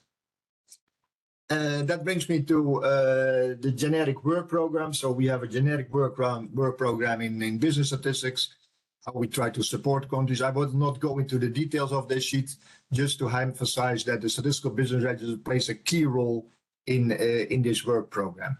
As the sheets will be shared, you will have plenty of opportunity to review all the information that is on this sheet. Showcasing Sierra Leone. So in Sierra Leone, we recently did a establishment census with the NSO, and the idea is to improve business statistics and national accounts. The key outcomes of the approach were that we found 165,000 establishments, and we registered them. More than 48,000 were like formal substantial, and 117,000 was informal micro establishments. And then you have to think also about this really small establishment, what they call tabletops, or in Sierra Leone they call it baffa. It can be like an umbrella with a small table, people selling things. And we consider that relevant because a large portion of the economy, as you can see, is about this kind of establishments. And in terms of value added, it may not be very important, but in terms of employment it is, in terms of income of households it is, and it should not be underestimated. Moreover, what is important is that some of these micro establishments, somebody selling with an umbrella, they exist for many, many years. I take photos of those establishments for training purposes, and then I talk to them. And some of them are selling things like fruits or whatever for more than 15 years at the same place. So you can imagine that, because sometimes people think this is rather informal, this is just a few days they're here and they're gone. No, some of them sit there for 15 or even more years and do the same thing. Please note that during the previous establishment census in 2016, in which a different approach was used and different method, different scoping, only 18,000 establishments were registered. So we almost found 90% more. Moreover, in the business register that was maintained since then, at the end there were only 15,000 entities that were used. So by using this new business register, the economic findings will tremendously improve. Some other findings are that approximately 70% of the establishment has trade as a main activity. So in many of these countries, trade dominates the economy. Manufacturing was only 12%. About 51% of the establishments exist for 5 years or more. I was already referring to that. And about 65% of the informal establishments, the working person is female, and 60% male, and 20% is mixed. Yes? So just a few highlights to give you a little bit of an idea. And some UBI-related findings, which may be a little bit more important in this setting. So of the formal establishments, about 2% reported that they are registered at the Office of Administrator and the Registrar General, about 11% at the National Revenue Authority, and about 1% of the Corporate Affairs Commission. Of the establishments registered at the National Revenue Authority, about a third provided the actual registration number. So this gives you an idea that that in terms of identifiers, it's quite difficult to work with what is there. A lot of enterprises or establishments are not registered, and of the ones registered, they are not able or willing or whatever reason able to provide the number.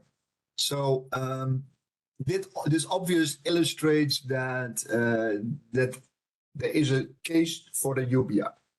If we look at the next steps in Sierra Leone, then we will work on the publication of a more comprehensive census report. We use census data to populate the new statistical business register, and this requires aggregating branch establishments into enterprises, the hierarchy that was already mentioned by colleagues as well. So a UBI clearly would help if you would know to which entity or enterprise a certain branch belongs. It would also help to link the establishment of the old SBR and the new SBR. If we would have a UBI number, obviously we could easily link them.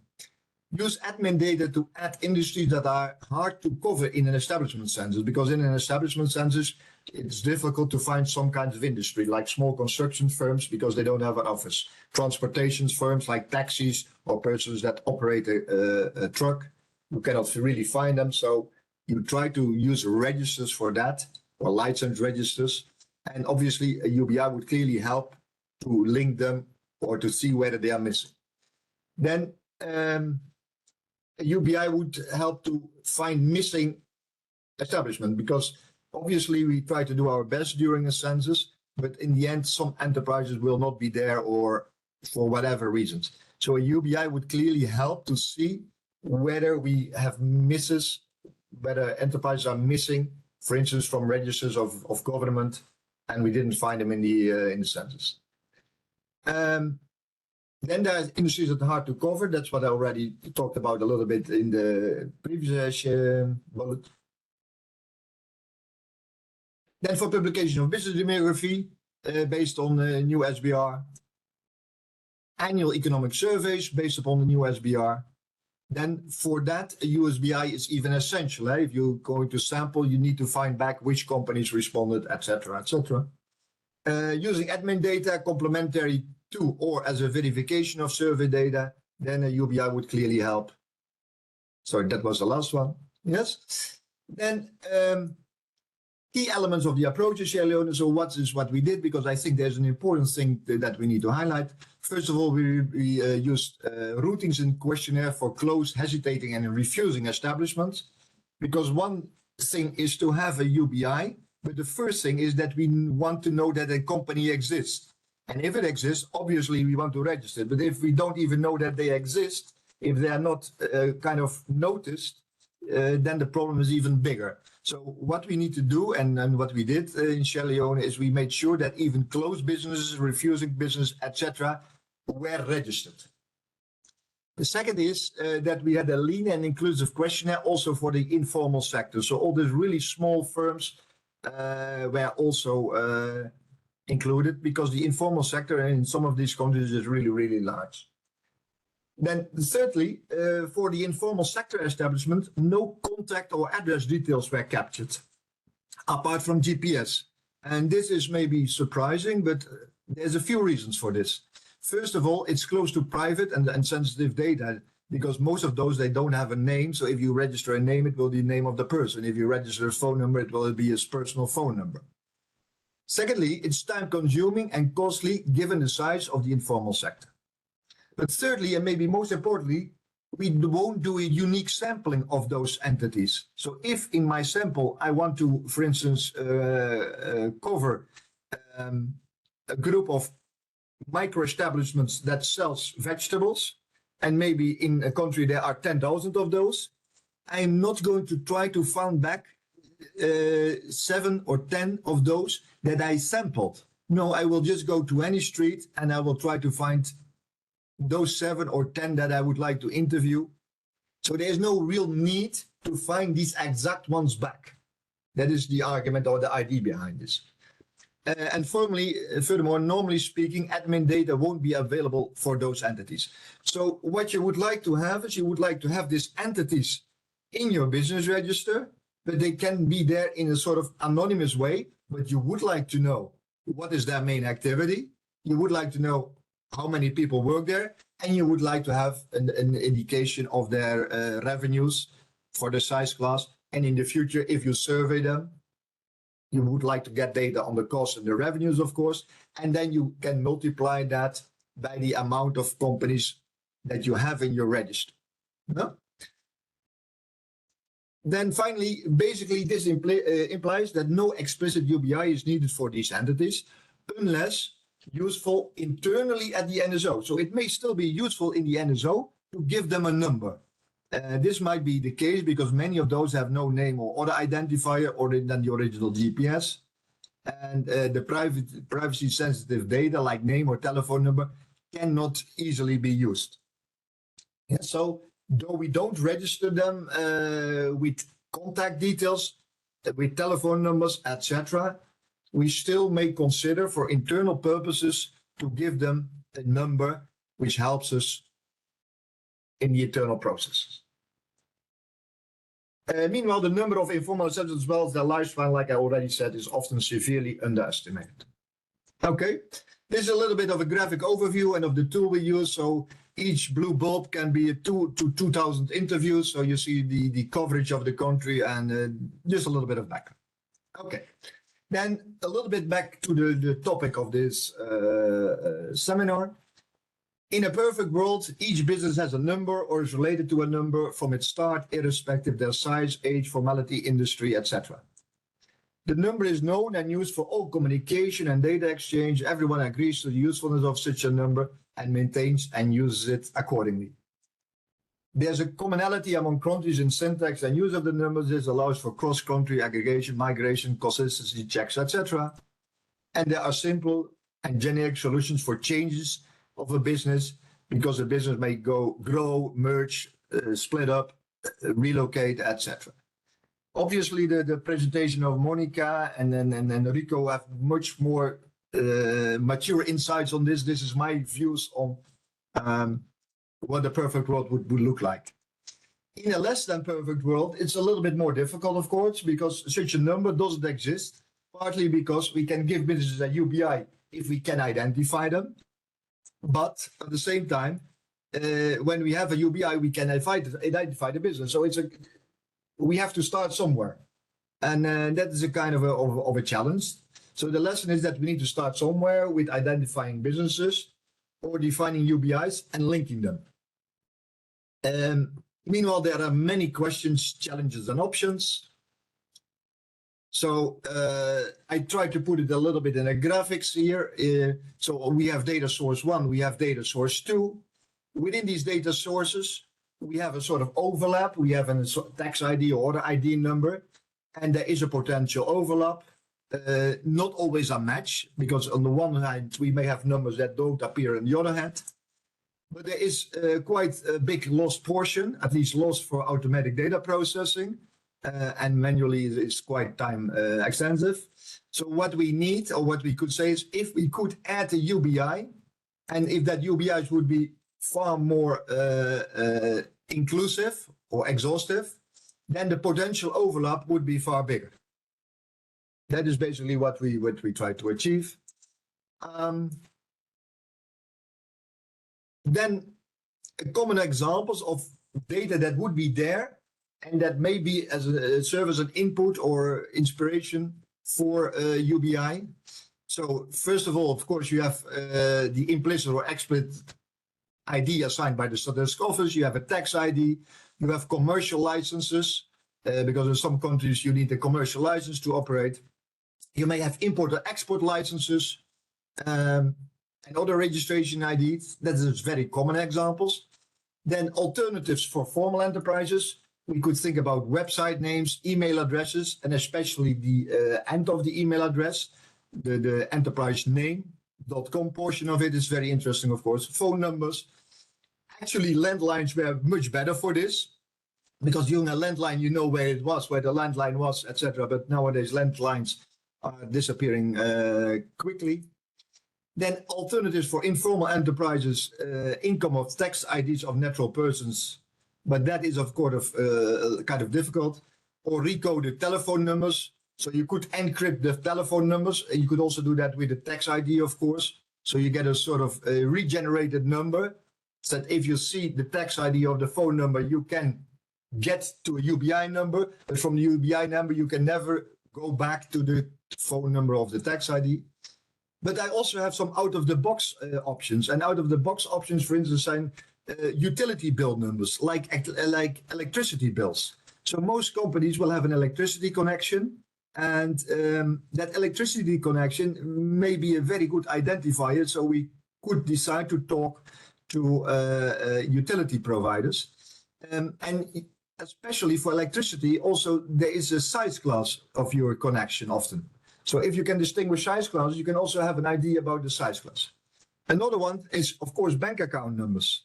Bank account numbers may also be very interesting. And then GPS coordinates, of course, but also maybe a sort of timestamp of the founding. Just a few ideas about how you could work on uniqueness of identifiers. Having said that, what are the limitations of these variables? None of them has a complete coverage. None of them is universal across countries, etc., etc. So there is still a lot of limitations in it, which justifies why it would be good to have a real true UBI. So the real advantages is such a UBI is least the sensitive identifier. It's assigned for statistical purposes only. It is from an organization without a known agenda, and therefore it may be easier used because there's less reluctancy to share it. And also such an UBI would overcome privacy issues. Okay, then I did some thinking about it. I call it here profiling too. So the work about UBIs and what you can use should be a sort of maybe expertise area. Then I have many questions and challenges. So who is going to assign it, how to go about cross-country enterprises, etc., how to communicate. But mainly the most important question is how to ensure that the number is known and used outside the NSO environment as well. And that is, I think, a key challenge. So how to make sure that these numbers appear in administrative data, etc., etc. So there's many examples here. Then I have some recommendations, which I think a little in line with the recommendation of the previous speaker. So we need to provide guidance to avoid common mistakes and to make use of best practices. Consider to store metadata as well of the UBI. So when was it created, who created the number, and the linkages with others. I think we saw some of that much better formulated in the presentation of Rico. And for linking, concentrates on phone numbers and email addresses, websites, as they are more correct often than, for instance, enterprise names, because people make spelling mistakes or they have written different conventions for the spelling of that. Yes. Then I have one last sheet, which is a nice example from transparency from Angola. So in Angola, a lot of companies have signboards with phone numbers, email addresses, etc., or even tax ID. You see here, just below the red car, you have the NIF number. Here you have all kinds of data as well, and here as well. So you see a lot of companies in Angola, and I think this would be a good example of how we could get more transparency and more correctness in our registers. Thank you very much for your time, and sorry I had to rush a little bit. Thank you, Arthur. For your presentation. It was very clear and also some nice ideas as that we can use as a unique idea. So very good. But now we had 5 presentations. We already are over the clock of 9 a.m. So my suggestion is that I give the floor back to Julian, and he decides who we move on to the roundtable discussion and probably also collecting the questions and answers. Julian, back to you. Yeah, so our suggestion is to merge the roundtable discussion with the Q&A session. And now I would also like to pass the time to Ivo Havinger, and I imagine many of you who already know Ivo. He's the former director of the Economic Statistics branch in the UNSD, and he's very inspirational in guiding the way forward. And Ivo, now I'll pass the time to you to moderate the session. All right, now thank you. And thank you for this wonderful webinar. I'm enjoying it. It's a topic that's very close to my heart. When I hear you, Arthur, I'm a bit jealous that you still go to all these countries, which I also visited, not Sierra Leone, but I did a lot of work in this area also. And actually wrote in the 90s a guide on this. what you just talked about, combining list frames and area frames and so on. So it is an important topic, and it shows also that the audience is captivated. I noticed that all of them are still there. That basically means that I hope that you also are ready to engage in the dialogue for which we were able to create some time. Now, before I turn to let's say the dialogue which the team has asked me to moderate, and the questions have been put in the agenda, but maybe we can put them up. If some of you would do that, it would be easier for me if you guys could do it. I shared a slide that we will address. But before I do that, I think there is an importance just simply to check whether all the questions that were put in the chat have been adequately responded to. I saw questions addressed to Monica. I saw a conversation going on with Rico on the regulatory side explaining issues, but also things came from Chile and from Mauritius and so on. So I just want to give a little bit of time for those that want to come in, and then since I find it difficult to exactly see who would like to speak, maybe you could also, I can put the participants, the hands, but it's a long list, it's difficult to see which one wants to speak. So my point would be simply, can I invite those that had indicated questions in the chat, whether there are any further clarifications needed at this point? And then I refer to those that came from Chile and that came from Mauritius, for instance, just to make sure that we address these issues. Maybe Monica and Rico, maybe you want to come back, and maybe also Arthur, maybe you had a look at some of these more detailed questions that came from the chat that you want to address. Let me just give it a moment. Just press the unmute button and make your intervention.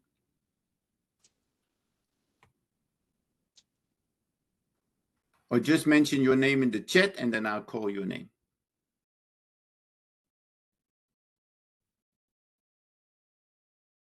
That seemed to be that there's, I don't see any messages coming in on names, but what I do notice from the chat though is that there's a lot of information known and information shared, but there's also some of these questions indicate that there's confusion around the unique identifiers and how they are used and what is the difference between the national register and as well as the statistical business register. And these issues, I think, has to be clarified when we talk about the unique identifiers. Also, I think in this case, maybe Hank, you indicated the process in the Netherlands, that you have an official registration of legal entities, that is with the Chamber of Commerce. That information is then collected by the Netherlands Statistics Office, and then you turn it into a statistical business register. So you turn these legal units into units for statistics. I saw the references to enterprises, I saw the reference to establishment, and I saw enterprise groups discussion. Maybe you can say something about that. And is that the same unique number or is that another number that you use? Maybe you can clarify a little bit about when we talk about unique identifiers, what they are and why Statistics Netherlands cannot share that number, but you know the Chamber of Commerce does share that number for administrative purposes. Maybe Hank, you can just clarify that.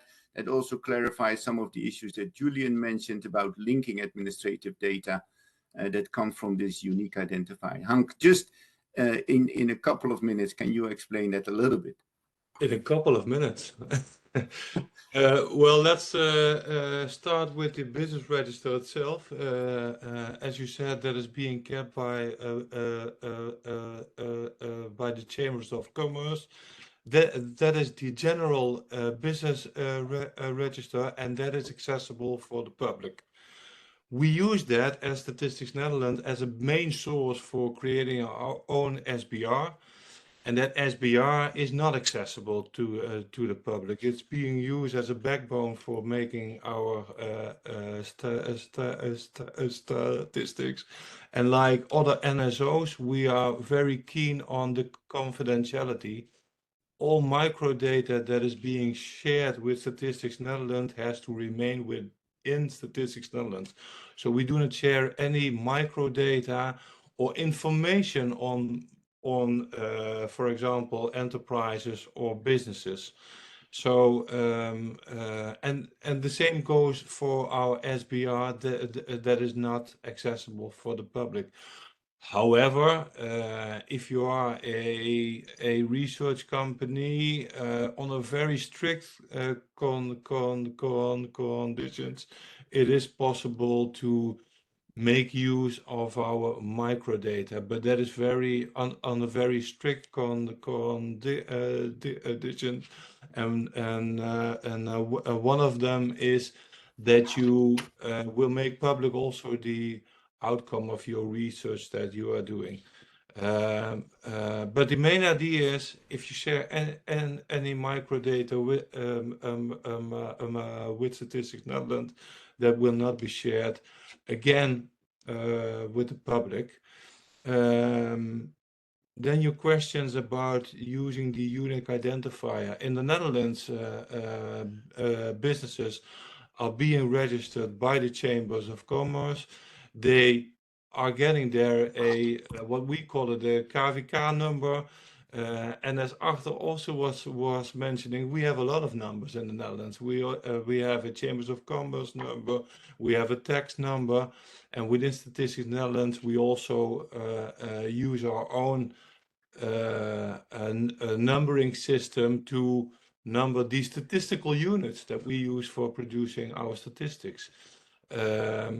And then we also have in Europe a very found system of connecting all those business registers together at a European group register, where we also have a unique number for an enterprise at the highest level, so that we can also connect enterprises to different countries. And the main idea behind it is that we don't double count enterprises, that we know exactly what part of enterprise is being captured in our statistics and which part not.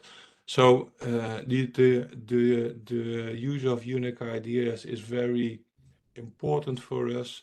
We use it in the Netherlands to link different sources, because we have a whole system of administrations. For example, the registration for businesses, but also the registration for persons, the registration for buildings, and by using a unique identifier within this registration or administrative systems, we are able to link many sources with each other, and that is very helpful in reducing the administrative burden, for example, on businesses, because you don't want to ask them twice the same information if you have collected that in another way. To do that, we have a whole legislation or a legislative system behind us, which makes it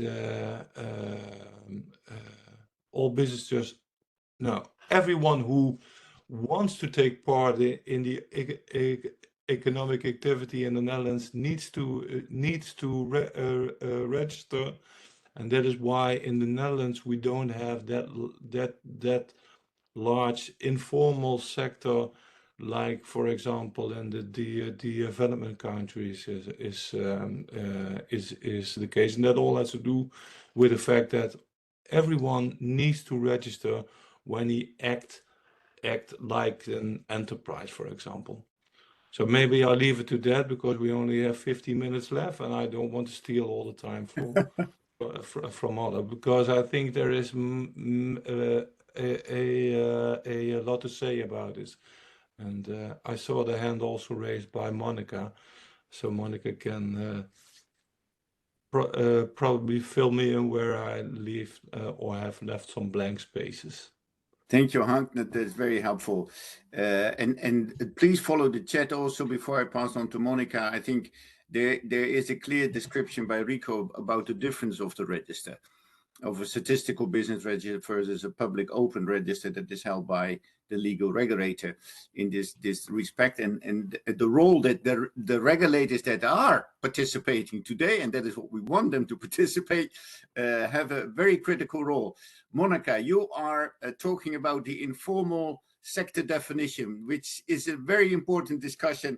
How much do you register them and for what purpose? So go ahead. You already said something about it in your presentation about the informal sector and their registration. Yeah, no, Monica.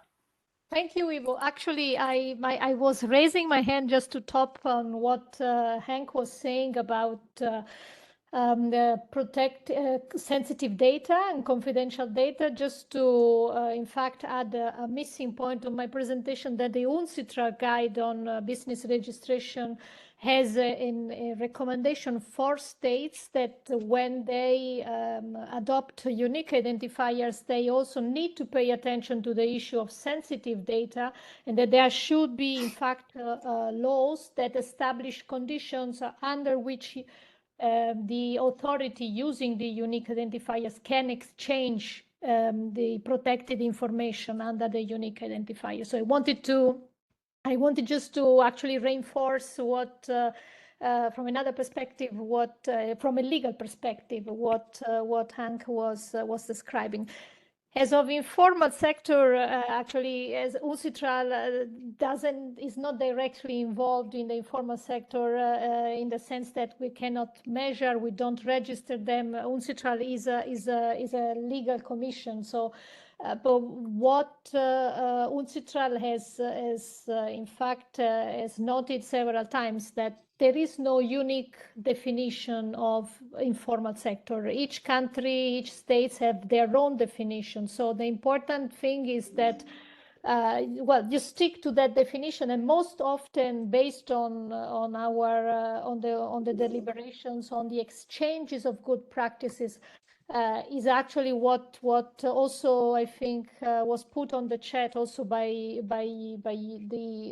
DESA right now, by the Statistics Division, is that informal sector it's a definition for those businesses who do not comply with the mandatory registrations that a state has established for operating a business. And this can also vary, these requirements to comply with the registrations. It varies with the size of the business and more correctly, with the legal form of the business. So certain businesses, certain legal forms, incorporated businesses need to register everywhere, I would say. Small micro businesses, individual businesses may not need to register in several jurisdictions. And with that, I pass the floor to colleagues who have maybe more field experience on that. I mean, measuring this in the field. Thank you for the floor. Thank you, Monica, for clarifying that. And again, colleagues, what you hear, there are different views on definitions because you come from different communities. Monica is a lawyer, and she looks at it from a legal perspective, as she said. She doesn't mean legal unit, but she looks from a legal perspective. And then you get a host of different definitions and how legally do you find it. And she says, if an informal unit operation is not willing to register itself, it doesn't want to show its legality in its operations, therefore she falls outside the scope of Monica's view. But in terms of archery, he says, I still need to measure it for all these economic statistics that I have to put together, because it might be, in terms of employment, 70-80% of your employment. So he wants to get a good hold of these numbers also. So we have to find that link and how we actually treat that in our initiative, in this unique global identifier initiative. How do we go about it? This is a critical issue. Now, I just want to bring us back to that discussion that we wanted to open up with this particular webinar. It is about the utility and the utility of this initiative, right? We do this because we think that there is a need to discuss these differences as we see them from the regulatory perspective and the statistical perspective, also in terms of the financial regulator, to understand these different sort of perspectives that come into play when we talk about registration of businesses, right? So we try to understand much better bringing these communities together. Now, I would like to open up the floor, and that was basically what in the questions that you just saw, a discussion about the discussion between the regulators and the financial controllers and the statisticians around this initiative of legal identity.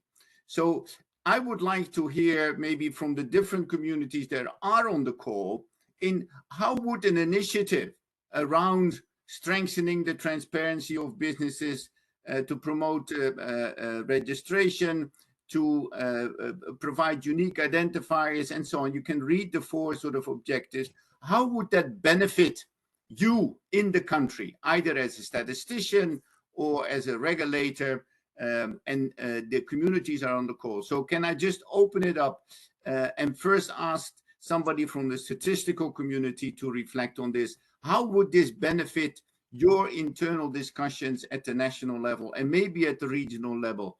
And how can the global community facilitate and support you in that conversation to advance the registration of enterprises with a unique number? Who would like to come in? Put on your camera and take it forward. So there's a little bit of a competition between the statistical community. They seem to be very timid. Let me just open it up a little bit towards the regulators. Maybe they are more forceful. They have a very strong legal backing. Maybe some of the regulators that are on the call, maybe they could identify. Otherwise, I'm just simply turning to Rico, maybe to mention something in the regulatory environment, given his country experience, how this initiative would benefit them. Anybody from the regulatory environment that are on the call?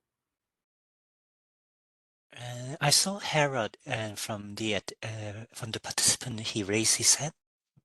Gerard Hartzink? Yes. Yeah. Gerard, go ahead.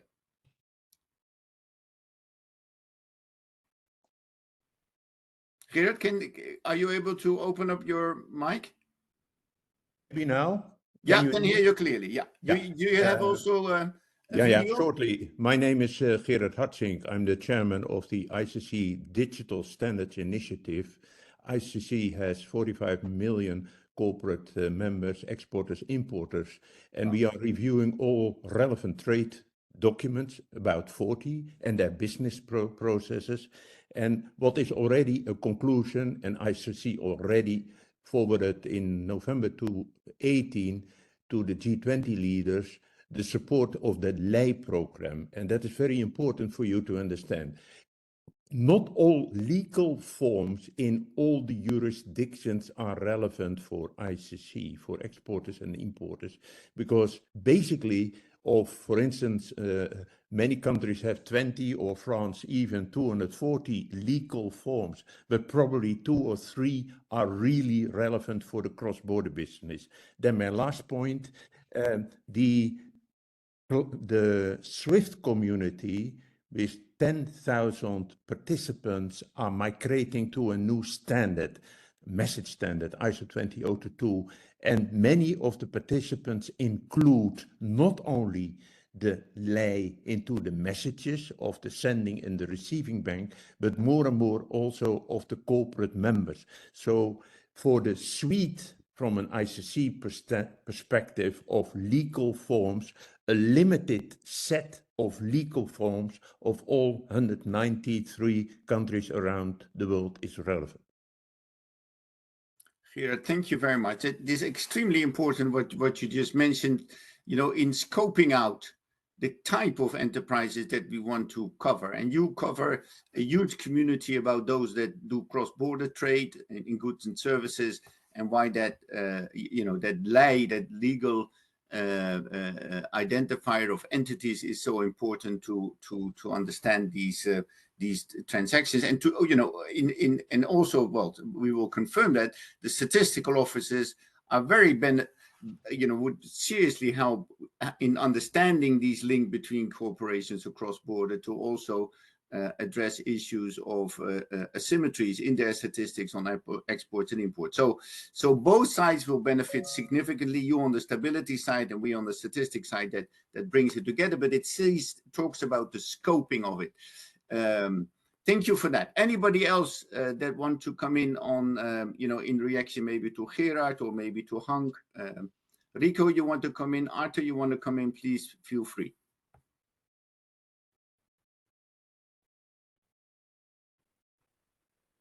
Addition to what has been said earlier, and also I would say a reaction to your first bullet point on the slide here.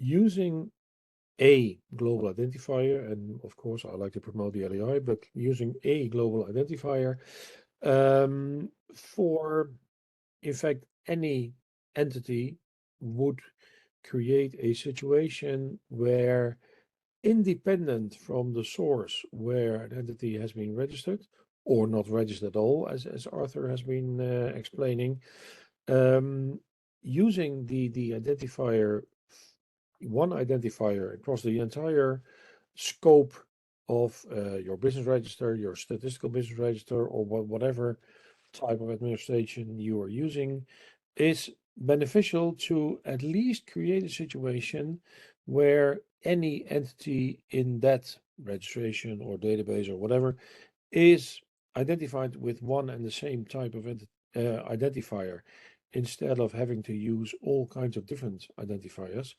Which also means that, like I said in my presentation, you could also consider to use a global identifier as a kind of overarching identifier to be able to connect the information from different sources with different backgrounds, with different numbering systems, all of them to one identifier, which will cover everything. Yeah, no, thank you, Rico, for bringing this forward, because these are issues that also the developing world is confronted with in developing their system of unique identifiers, because there's a plethora of registers out there. Each ministry has its own register, also of enterprises, either for social support or for economic support. So to then, as a statistical office or as a regulator, to come up with a authoritative number that is able to harmonize that, we might then like to go to a ISO standard, which you represent as GLEIF, so that it would be easier for you at an authoritative environment to come up with a proposal in that direction. And that's also that we want to have these participants think about, maybe also in the future, what the contribution of a GLEIF foundation can mean into rationalizing it. So keeping the registers as they are, but at the same time also have a unique one to which everybody can then map. And that's the whole idea. That will allow us to actually branch out and make the links that we need. And I think the regulatory environment is quite essential in this environment to be authoritative and building on the global initiatives as we have them. So thank you for mentioning that. Arthur, your hand is up. Yes. My last recommendation is that maybe a good way forward would be to have a sort of milestone program or maturity grid program. And such a maturity grid would have the elements that you were just mentioning. So for instance, one step would be a country has all kinds of registers within ministries. The next step is there are connections between the ministries. Thirdly, there is a linkage between the ministries and the statistical office or whatever. So you have a sort of roadmap, which helps you to monitor where countries are, to help countries monitor where they are themselves and what their next potential step would be. So you have a sort of visual graph on where we are, where to go, to measure it and to kind of guide the process. Because I think we talk a lot about terms now and concepts and things and stages, and we should bring that all together to get a sort of common understanding about the all statistical community. What is it about? Where are yourself? Where should you be going? What is your reasonable next step? What is your final next step? Yeah, no, thank you very much for raising it. And I think when you talk about that roadmap, it will be a conversation on a joint roadmap, both by the regulator, by the financial controller, and the statistical organization, to bring these different sort of elements together. And I think the scoping is important on a maturity element, which is, I think, is very important.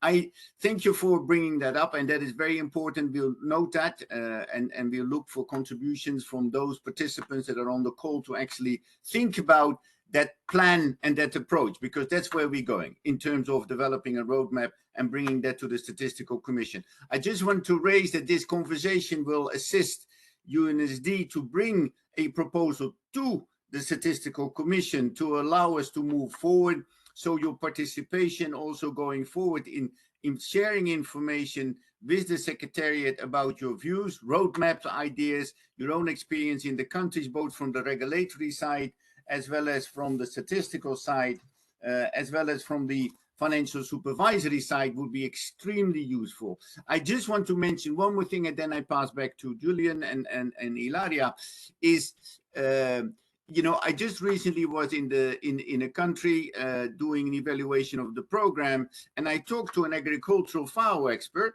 and he said, look, the point is not that we cannot set up the list of agricultural farm holdings, because we have the agricultural census. So he does that, right? But then he says, how do we maintain it? Depends very much whether the farmer sees any benefit in maintaining that register if he doesn't get any support services from the government. So it's also part of what the farmer or the establishment sees as its benefit to be able to maintain that register up to date and get back to it. So it is a combination also of working not only with those that I mentioned, but also with the sectoral ministries. So we have to get agriculture involved, understanding the kind of programs that they extend to farmers to allow us to maintain this information. Now, I raise this particularly for farm holdings, because when we talk about the register, we talk about non-farm and farm holdings that needs to be put in place.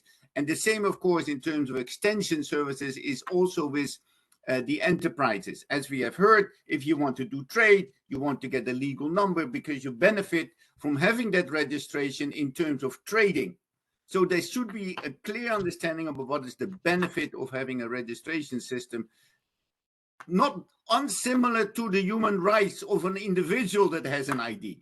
It has a benefit, and we have to identify that benefit and make it more clear, right? So it's not a human rights issue in itself, but it has to have high value benefits for the individual that owns this company to actually, or a small establishment, to go forward. I stop here. I thank you all for the discussion.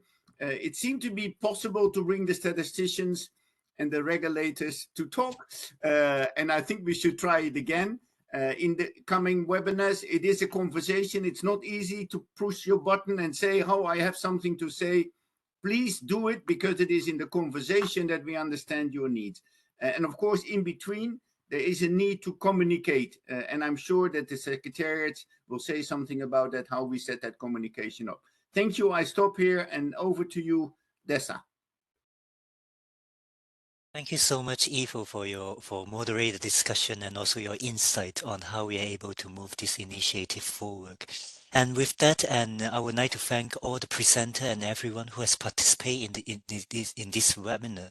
So I think the webinar has been a success, and it has underscored the importance for this initiative for having a unique, the role of the unique business identifier as a building block to link the information and also to improve the statistical business register. And also building on today's session, we are going to have 2 more webinars coming. So with a will in order to to identify concrete way on how we are able to move the initiative forward to strengthen the legal registration of business and also of the management of the unique identifier. The next webinar is scheduled for 11th of November, focusing on the identify the concrete rate, followed by a final webinar scheduled for the 19th of December, in which we plan to outline a concrete concrete set of the action in order to move this initiative forward.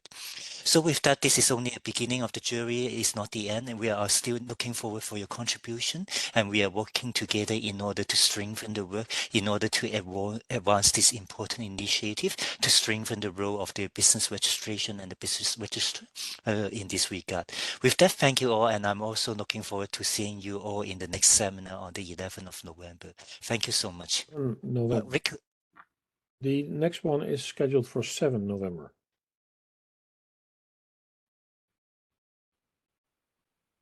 Okay, maybe we will share the information via the email.